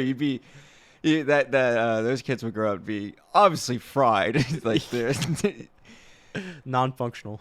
All right, we only do it for like we'll say 10 years. I mean, I was catching on to the no language thing, but when you said the no expressions, I was yeah, like, holy crap! Yeah, we're going like the extra mile here. Yeah. Okay, that may be a little harsh. All right, we'll take the mask off, but you just never talk to them. Like what? No talking. What do they? No, because here's the thing. I mean, they don't. They would never learn any language. They would just make. No. So. Animal noises. No, we're putting the mask back on. So I want to see how they, not necessarily speak, but how they communicate. So if you make a facial expression, they might start communicating by like smile, like doing like weird shit with mimic it or something. That's an interesting train of thought too. How do they communicate? I think there's something instinctual there. They'll probably just start making sounds. Like cavemen did it. Yeah. Well, but they saw other cavemen doing it. How'd the first caveman talk? I think. Well, I don't know. Yeah, because then you gotta look into like, is it learned behavior, or is it instinctual behavior, like pointing or shoulder shrugging or shaking your head? Like, is that instinctual or is that learned? I don't know. Man. So I mean, that's simple communication. You point at things that you want or need to do, or you want the other person to put attention towards. You point at it. Shrug your shoulders if you don't understand. You shake yes or no. I mean, that's pretty simple. I don't think a person would point unless they saw somebody else do it. Really? You don't think they would point? I have nothing to base that off of, but I just... yeah, I mean, this is a deep one. This is a good one. Yeah, it's like... I don't know. You don't think they would point naturally? Just point at something? Yeah, because I mean, so then then it is a learned behavior. What's a point? What's a point to someone who's never seen a point? Like, what does that mean? Yeah. Nothing is nothing unless you like understand what that means. So. Yeah, so it's all learned then. I mean, I think if you, I think if you pointed at something, they would look at your hand. They'd be like, they don't get that this is meaning look that way. They probably think you're holding up like, like imagine that you point at something, they just go and stare at your hand. I think that's what they would do. I really do. That and, I can get on board with that. That and my other one is training this one isn't as unethical, and you could probably easily do this with Neuralink. How much a silverback gorilla could bench press? I think a lot of people wonder this to the point where when you Google search it, you don't even have to. It's one of those search results where you don't even have to click. First one. Yeah, it just pops up with the answer. How much can a gorilla bench? I think it was 1,300 pounds. Really? That was the prediction. That's absurd, dude. That's a lot of weight. Are you serious? 1,300? Yeah, it was I'm pretty sure it was in the thousands of pounds. I wouldn't even really call that maybe it is kind of. Well, I think it would be forcing an animal to do anything against its will is slightly so unethical. with Neuralink. Oh man, here's the thing. So with before Neuralink, everything to get an animal to do anything, you obviously have to train it. Right. And through training something, you have to probably like do some fucked up shit to make him do something like you. You know. I don't know. Like to make a gorilla. Let's talk about dogs. Like I think dogs, like naturally they're obedient. Like most dogs have some level of obedience that's like implanted in their right. behavior. I think they're like it's whether or not it's against their will or not. I think dogs are they're willing to learn. It's like it's a natural I don't know thing. That a gorilla well, I don't. So that's now with the gorilla. Do you think the gorilla is interested in bench pressing? How? So without Neuralink, maybe. How are you gonna force probably not a gorilla? Max set. he might throw up like 225 a couple times just for fun. How are you gonna force a gorilla gorilla to make him max out to lay on a bench and then hit the PR? It. He's trying to hit the PR. Oh my god, dude, that's funny. So what I said is something that you could do is you could. It wouldn't even be like seeing how much a gorilla can bench press. It would be more seeing how much he can push off him. Because what you would do is you'd have a gorilla lay down on a bench, and then you would unrack this weight and then set it on him. And obviously he's gonna be like, "What the fuck? Oh, this is heavy," and see if he can move it. That's which is essentially a bench press. Yeah. It's just set up. You put a Neuralink in him, and then you just talk to him.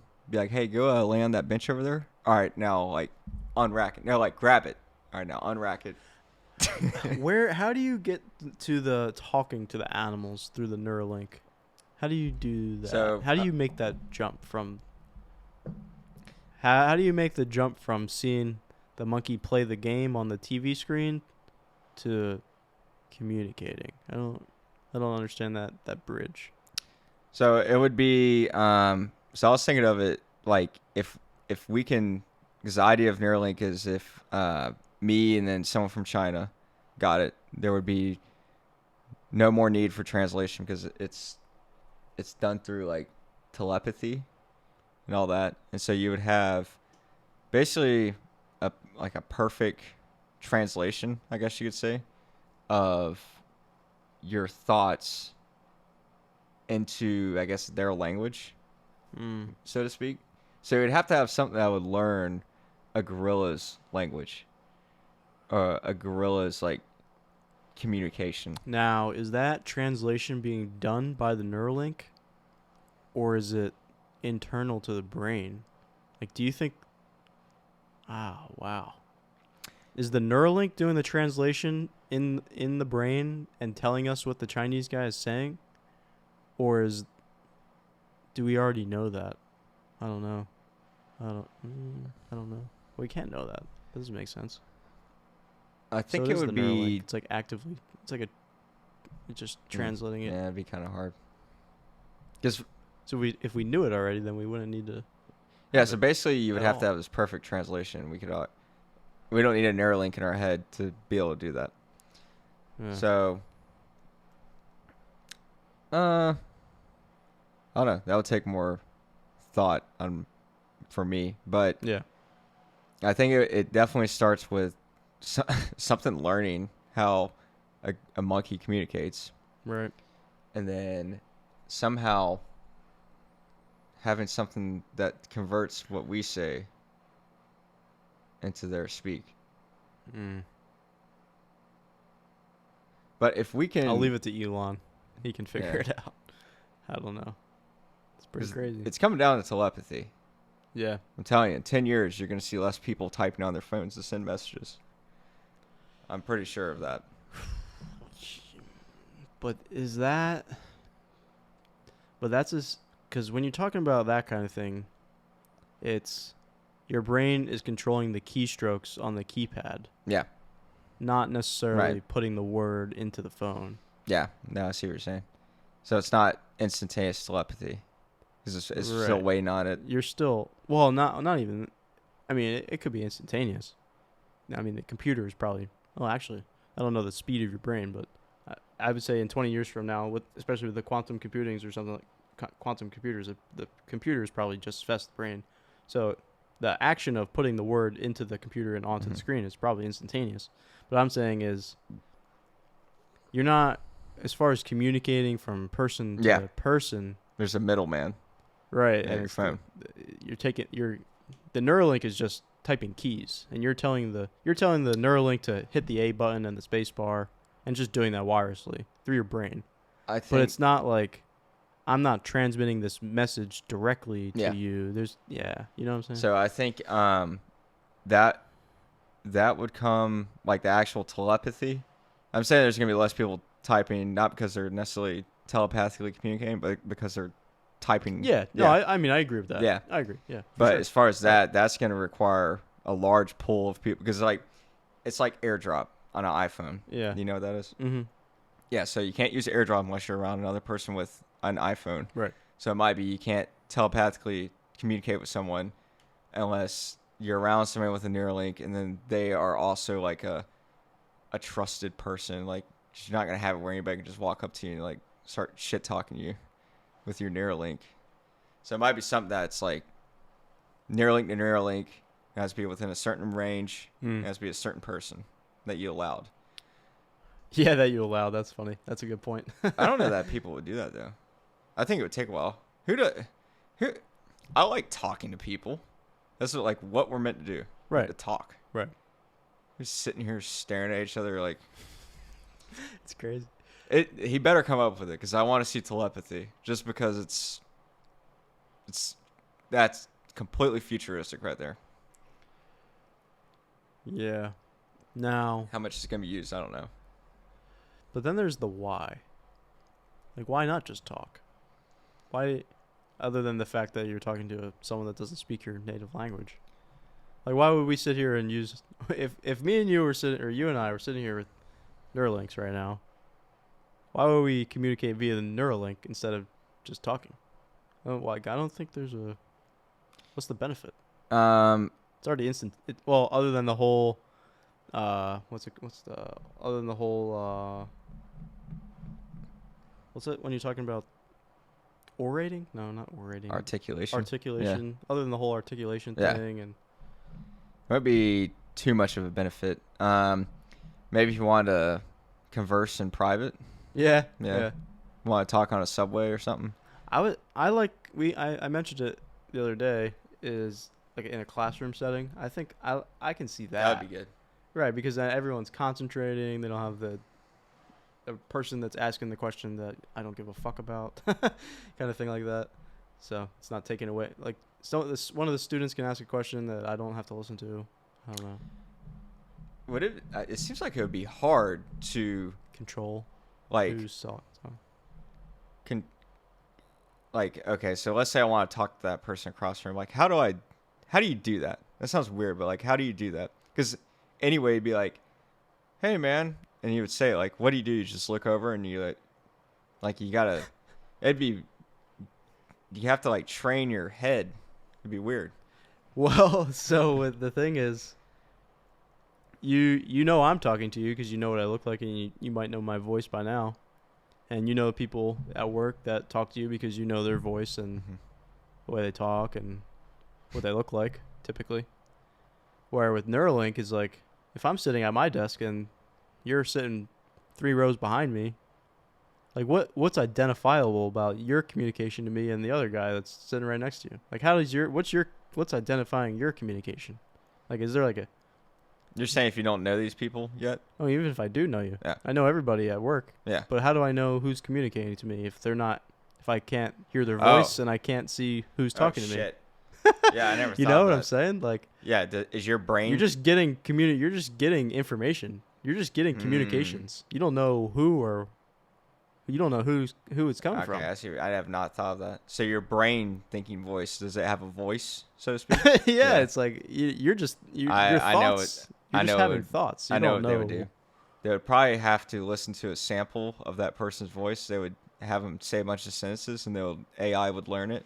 And then when it receives that communication from that person, it starts speaking it to you in their fake but completely 100% accurate creative So you voice. think you're hearing like voices in your head kind of thing? Is that how this communication is working? Yeah, it's telepathy.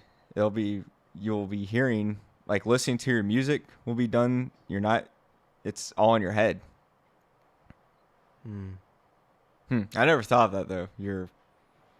Your telepathy voice is your. Because I guess if you're not actually hearing the voice in your head, then how do you know about it? Like, how do you receive the information? Yeah, how do you? Like, I was kind of under the train of thought that it was just like a thought that kind of appeared. Oh wow! God. I don't know. This is crazy. I think it would have to be wired into your. Yeah, man, that's a really. Because how do you hear something if it's not hitting your eardrum? You know, like, if it's not connected to, so if it was like, if Neuralink was wired up to your ear nerves, your hearing receptors, and it's just started like basically tricking your ears into that it's receiving a voice, like hearing a voice. But if it's not like that, your brain isn't like, how your brain can't, maybe it can. The only voice in your head is like your voice. So is it like this, unless you have some kind of thing wrong with you? So is this other voice basically like you have schizophrenia? I wouldn't necessarily say it. I mean, I could. I'm thinking makes of these Joe voices. Rogan's voice in my head right now. Like, I know. Yeah, but your brain made that.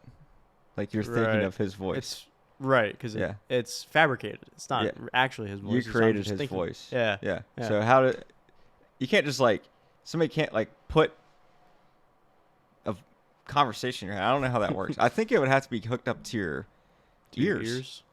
And it's like same way you listen to music. Simulating the sound. Well, how? It can't be. It's not a speaker. It's like your brain isn't a receiver like that, you know? It's like a creator. It creates things. Right. It doesn't like. Yeah. It can't receive things unless it comes to your eyes or your ears or like your other senses. Sure. It's an interpreter. It interprets things. It can't like. Well, at the same time, it is a creator though. Huh? It interprets and creates, right? Yeah. It creates things. Yeah, it creates and interprets, but. As far as it receives the raw data, like straight to it, I don't know how it's gonna work. Because I haven't deeply thought of it like that, like the whole telepathy. Yeah, man, we'll be able to telepathically communicate, but I haven't really thought of it. Like, what is telepathy in that sense of it goes straight to your head. Yeah. And how do you receive and interpret that communication? Am I hearing your voice in my head? But that would rely on me knowing that would rely on me knowing your voice, I guess. And then I would fabricate that. The Neuralink would tell me to fabricate your voice to this information. I don't know. Yeah, it's definitely because the music thing. It's because they already do it kind of with music. They have some kind of. It doesn't go in your ear. Bone conduction headphones. Yeah, they're pretty cool. It stimulates your ears, through the vibration in your skull. Yeah. Yeah. So would you have to? Pretty cool. No, because Neuralink, they're not going to have that. If it has this other external device that you put on, and then it starts... maybe there is like a peripheral accessories to the whole Neuralink like system. Like, what if it turns into like the iPhone? Like, you got your iPhone, but then you got your AirPods, and you got your charging dock, and your whatever other fucking bullshit accessory. Like, even a computer, you got your USB dock, and your keyboard, your mouse, and your mouse pad. So you have all these like little peripherals that go to the main device, which is the Neuralink. I don't know. Maybe there's going to be a whole slew of add-ons. I don't know. Like, maybe you have the, but then it goes to like why though? Because I was gonna say like you have like the translator earpiece or something like that. But like, why would you use that if it can just already translate audibly? I don't know. Whatever. It's definitely gonna have to go to your ears and eyes. It just has to, because there's. Oh, you want to talk about like a like a holographic like. I think Google. I'm pretty sure Google made the Google Glass, that failed thing. Yeah, it totally failed. I don't know. Like they were getting somewhere. They did that years ago when it was like still new technology. 4 or 5 years ago at least. Apple Glass. Apple Glass. Yeah, they're coming out with. It's only been like leaked a little bit. They're not out yet. Yeah, they're Apple not ones. out. No. The Google. So what is it? Google Glass. Yeah, Google Glass. I can't remember what Apple. It's just like a heads-up display, right? Yeah. A little HUD. So the Apple ones that were, I don't know how credible the leak was or leaked because all that shit gets leaked. Yeah. Like all of it. Before any Apple event, you know what's coming out. Oh yeah. You know like the specs and what it's gonna look like. It's horrible. They can't keep anything under wraps. I wonder what kind of non-disclosure. Yeah. Or what are the repercussions? Like you probably get fired. Yeah. I guess. I don't know. But Apple Glass or whatever they're calling. Do you think these people are making money for these leaks? Are they getting paid for this? I don't know. It's gotta be some incentive. It's like corporate espionage, but it's not. It's just leaking information. I don't know. So the Apple Glass, they're gonna from what I heard, is they're going more for augmented reality because augmented reality is like pretty good. Like as far as you want to see your IKEA couch before you get it in your room, so you get the IKEA app and you hold your iPad up and you can see it to scale what it's going to look like. Are you familiar with that? Yes, that's a decent example. Yeah, that's augmented reality and that easy example. But Apple Glass is going to have augmented reality built into these, and you basically see the world with a lot of things overlaid over. Right. That's like you'll instead of having a dashboard in your car, it's like in the left corner of your windshield or something. So this way you don't have to. That's actually a decent idea. So instead of looking down at your dashboard, taking your eyes off the road, you have it like already in your field of view. Already looking through the windshield. It's transparent, or translucent. Yeah, stuff like that. Good. They weren't gonna have cameras on them. They said because people thought that people would not like that. You're basically it's basically like me sitting here like this the whole time, holding a camera. Like, are you recording me? Like, I can't even tell what you're doing. You have cameras facing me right now. Those things on, so they weren't gonna have cameras on them. Well, I think about it from a personal perspective. Is not only are you recording everybody that you're talking. Well, the people that you're interacting with are seeing you being or getting recorded, but like your point of view, your POV is getting recorded, so it's like your whole everywhere you go is on film. So the people that you're talking to, but like I walk into the bathroom and I walk into the locker room or whatever, it's all on video. Yeah. Or whatever, You record yourself looking at a girl's ass in the gym. Yeah. There you go. Yeah. Yeah, you're telling on yourself. Yeah, so they're apparently not going to put cameras on, which I like, but come on, like wearable POV, like recording glasses is pretty cool. I think. I mean, that's nothing cool. New. It's they like already have GoPro in your face. Yeah. Yeah. Like that idea is nothing new. They already have glasses that record. Oh yeah. They have cameras. Yeah, for sure. But these things were gonna the idea of the heads-up display thing is. Yeah. That's good. I guess it'd be more like kind of like the Apple Watch. Like the Apple. That's one thing I like about the watch. You don't have to pull your phone out as much. You can just read it from your wrist. Yeah. So, I guess. Can you talk into that thing? Yeah. Yeah. It's pretty legit. I like them. But the glasses, those things are. You're not gonna be.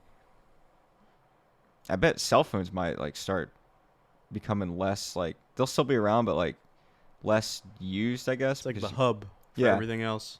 Everything else it's just the hub for the glasses and the earbuds and whatever else. Yeah, the glasses are like the monitor and the phone is the CPU basically. Yeah, the earbud speakers. That's just it's just the computer. Mm-hmm. What if they get rid of the screen? You just walk around this little brick. Apple's gonna get rid of the screen. They're gonna just use the glasses for everything. I mean, why not? The glasses probably are easier. Screen.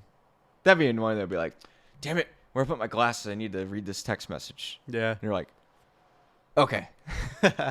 Now talk about how you control that kind of thing. Is it through your? You're guilty too. Is it through your your eye movement. Like, how do you click? Like a blink? You blink your left eye for a yes and right eye for a right click. Like, it's all, you scroll around with your eyes. I don't know. That's kind of crazy. It's probably possible, but then you'd have to send. Then again, then you're recording your own eye movement all the time, which is kind of weird. For your iris, at the very least.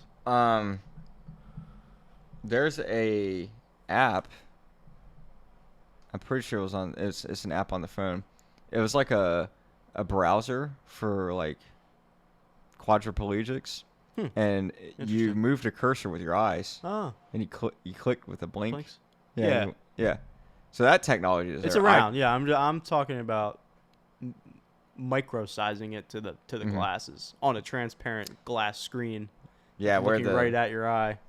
You know? It seems like it'd have to have some offset so you could get like a camera up in there. You can like see on your the eye. on the edge of the glasses, like looking in, like this. You know, because they're trying to make them. The goal is obviously to make them look like a regular pair of glasses. Yeah. Well, that's those Google glasses. Yeah, they have a couple. Stupid. They're huge. Yeah, they're gigantic. They had this giant like probe in the corner. When's the last time you've been to Best Buy? You been to Best Buy recently? No. They have one of the things they have like MP3 or like Bluetooth. They have like Bluetooth speaker. I think they're actually, this is what they are. They're the bone conduction headphones, but they're sunglasses. You know, so go. No, I was gonna say something like that. Yeah. But they look ridiculous. They're huge. They look absurd. You look like fucking Spock from. Yeah. Spock is the guy that wears the glasses, right? Is that a good reference? I never watched Star Trek. Yeah, I never did either. It's a guess. I think that's him. I was gonna say he's the one that wear the fucking bar thing. The Apple Glass is probably gonna have that capability too. Yeah. And it's like, all right, I guess I won't use my AirPods anymore. Oh, that's something else. Yeah. That's a good point. Yeah, if you got the bone conduct, yeah, you're right. So something they did. This is the second time I've seen this. The first time they did it was at their main Apple keynote when they were showing off the new stuff several months back. But then this one, they did it again. So Apple likes to do this thing where they basically criticize their own previous product. And it's like, they could literally not do it by just changing a few words. Like, they're, now I can't remember the exact verbiage. So the iMac. One of the things they were talking about, or not the iMac. One of the things they were talking about was the cooling system or something or other. It was bigger back then, obviously, because it's smaller now because there's it just doesn't need it because the M1 chip runs way more efficiently and it runs cooler. And so it was bigger in the past. And then they used like some word. They're like, yeah, our previous MacBooks have been far less efficient or something like that, and as big as, and this is way smaller. Like, they're basically criticizing their own stuff. But that was one example. But the first time they did it, it was like way worse. Like I think it was even Tim. Tim said it. He was like talking about like an older iPad, I think. Mm-hmm. He was talking about some specific spec of it, and he like finished his statement. He was like, "That doesn't make any sense."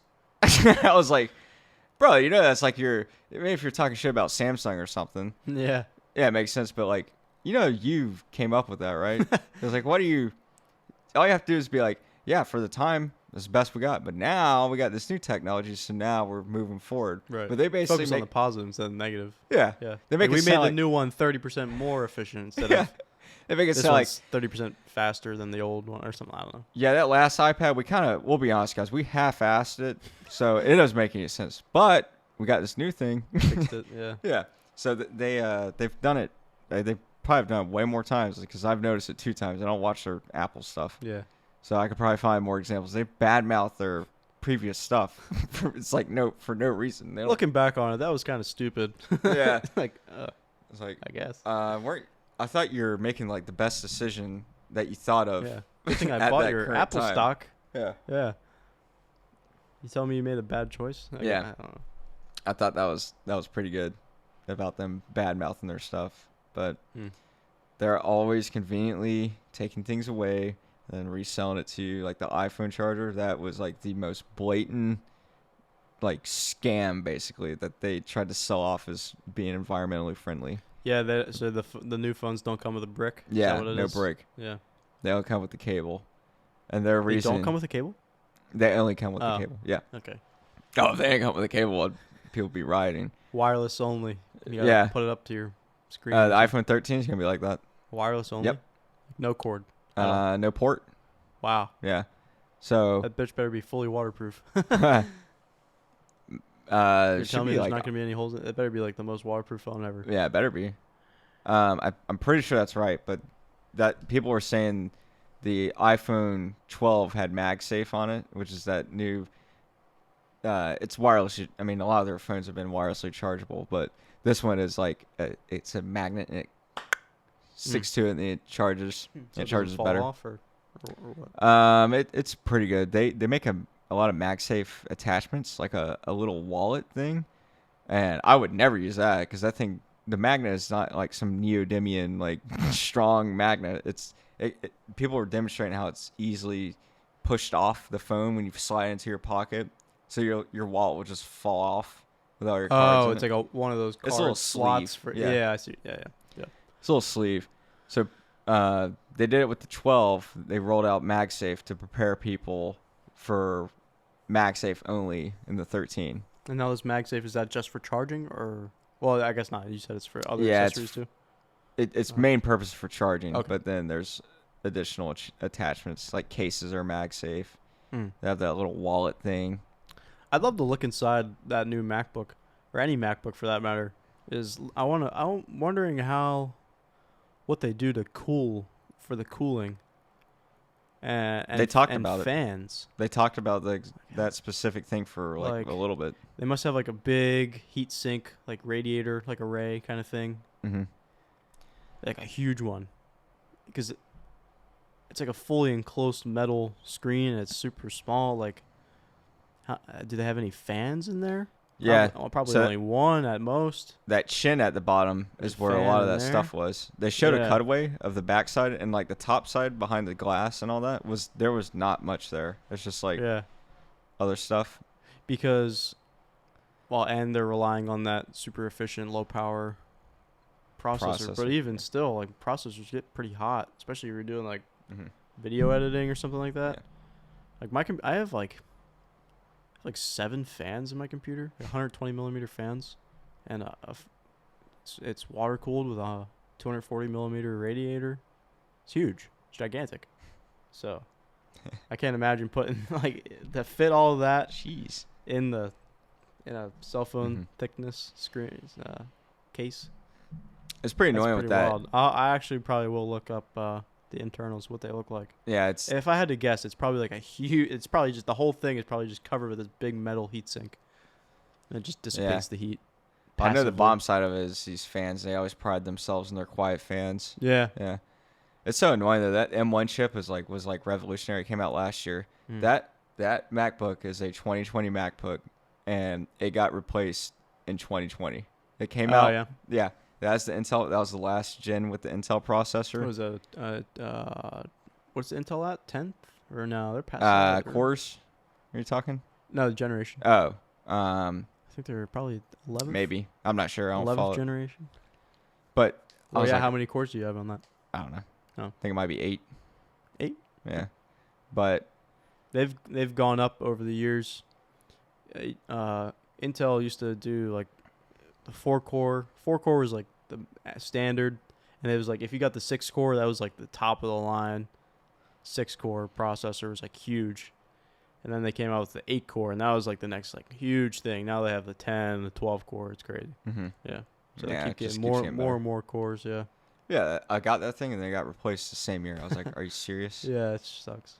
But that M1 chip is like, it's everything they like touted it up to be. That thing is literally insane. Like the battery life on the new MacBooks is like super long. It's crazy. That's cool. And they took it and put it in the iPad Pro now.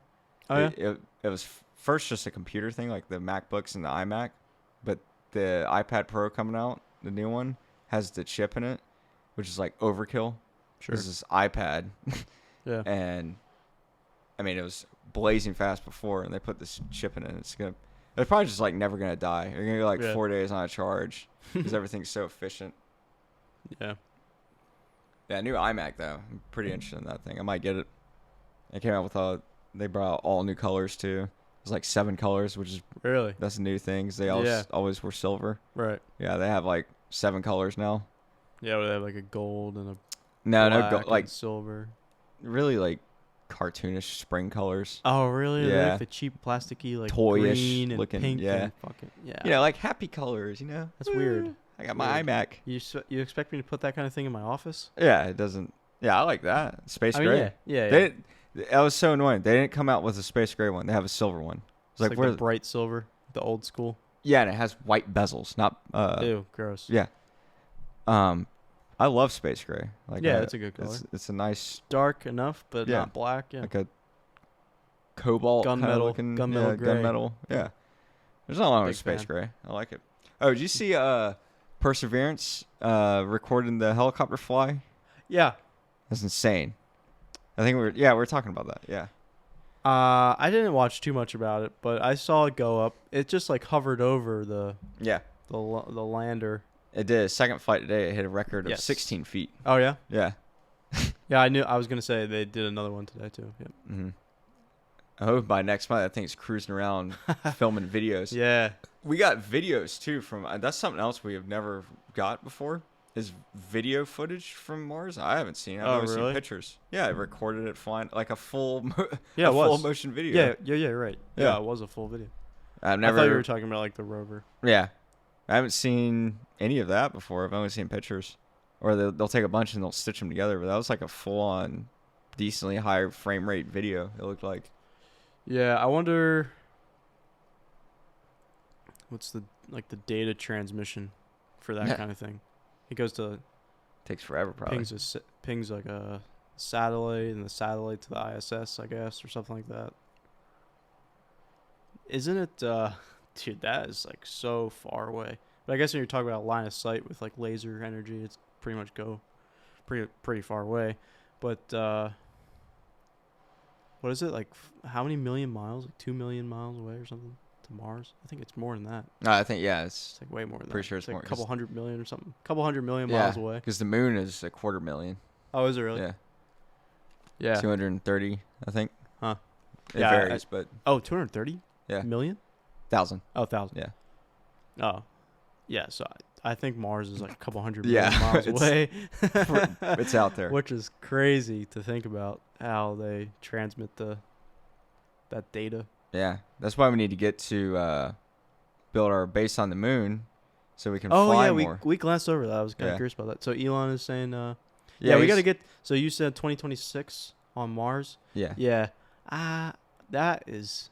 it's pretty soon. I think that is wishful, because we got to get to the moon. We got to establish the moon first. I think if that's what we're gonna do. Yeah, we need to launch from it because Yeah. it would be. You know how little fuel we would need just to get off the moon. Like that's the Oh, reason that's why. true. There's the reason why rockets are so big.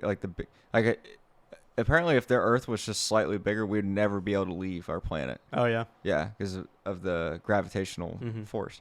So that's the reason why you have to put so much shit, like fuel, on these rockets. It's just to leave. Like take off from Mount Yeah. Everest. Yeah. So So a fucking landing pad or a launch pad. Up yeah. there. So if we can establish like how much, That would be it. what fraction of amount of fuel would you have to? Yeah, that would be astronomical. Yeah. No Escape pun velocity on that. You could probably just like get a running start and jump and you'll fly off. Just Yeah. flick it off. Yeah, you don't even need a. I mean, you would, but yeah, it'd be very different. And we don't have That's a to good stay point. up there. We can just like, well, maybe we should because we would be lifting. Well, you can come to the space station and then detach and then fly back or something. They're decommissioning the ISS. I learned about that Really? recently. Have Yeah, they they're- been saying that? Have they? I don't know. Huh. I just heard about it for the first time. But they're supposed to decommission it, and there's gonna be a new one, but it's gonna be a private thing, as far as I'm aware. Mm-hmm. It's like a private company, probably SpaceX or something like that. I don't know. That thing's been up there for a minute. Yeah, and so another point is the journey to Mars is five months long, 7 months long. That's a long time. Yeah. Especially for humans to, because then, I mean, in a spaceship. Oh my god. well, well, yeah, I mean, that sucks, I guess, but then you got to think about you need 5 months of supplies. So Yeah. you need 5 months worth of water, or 7 months, whatever it is. 5 months worth of water, food, basic living. I mean, you're definitely going to be making some sacrifices on that trip, but you're going to need to really think about the logistics of getting a person there is probably a whole lot more complicated than just sending a fucking robot. I mean, that's why we need to take off from the moon. Way less fuel, more space for supplies. Yeah. There you go. Yeah, there you go. But I don't think so. We are supposed to be landing on the moon with people again. I think it's 2024. They're saying. I think. It kind of better be soon. I mean, it's soon. It's in the next year, couple of years. I think it's 2024. They're trying to land on the moon again. SpaceX. It's yeah, the Starship and Falcon. They did that launch this morning. I was telling you about. Yeah. It seems like we would have been coming and going from the moon. Then 69. Is that what it was? 69? Yeah. That's so long ago. I know. It seems like we just stopped. That's like a trip down the interstate, you know? I think, well, really is, other than, now, I mean, you bring up a great point about talking about doing the launch from there to Mars. That's a great idea for the fuel efficiency thing. But I think really the whole objective of getting to the moon was just the whole political space race, Cold War propaganda. Like, yeah, we beat you. That's it. You know, what do we get from the moon other than rock samples? Like, what is that? I mean, it's pretty boring up there. I mean, it's about as interesting as Mars. I mean, I guess Mars has some water on it, but pretty barren. Yeah, well, I mean, Mars is a legitimate planet. The moon is just a big rock with no atmosphere, or very minimal, if any, atmosphere at all. Mars is a little cooler. So it's like, I mean, literally landing on the moon is just like going to a rock. You're just going to a big rock. Now, you get the rock samples and you figure out the carbon date, if there isn't any carbon there. That doesn't make sense. But what kind of the material it is. How old it is, stuff. I mean, whatever. See what's on the other side that we never see, where the alien base is.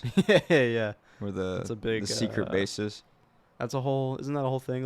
It's just fake. It's not true.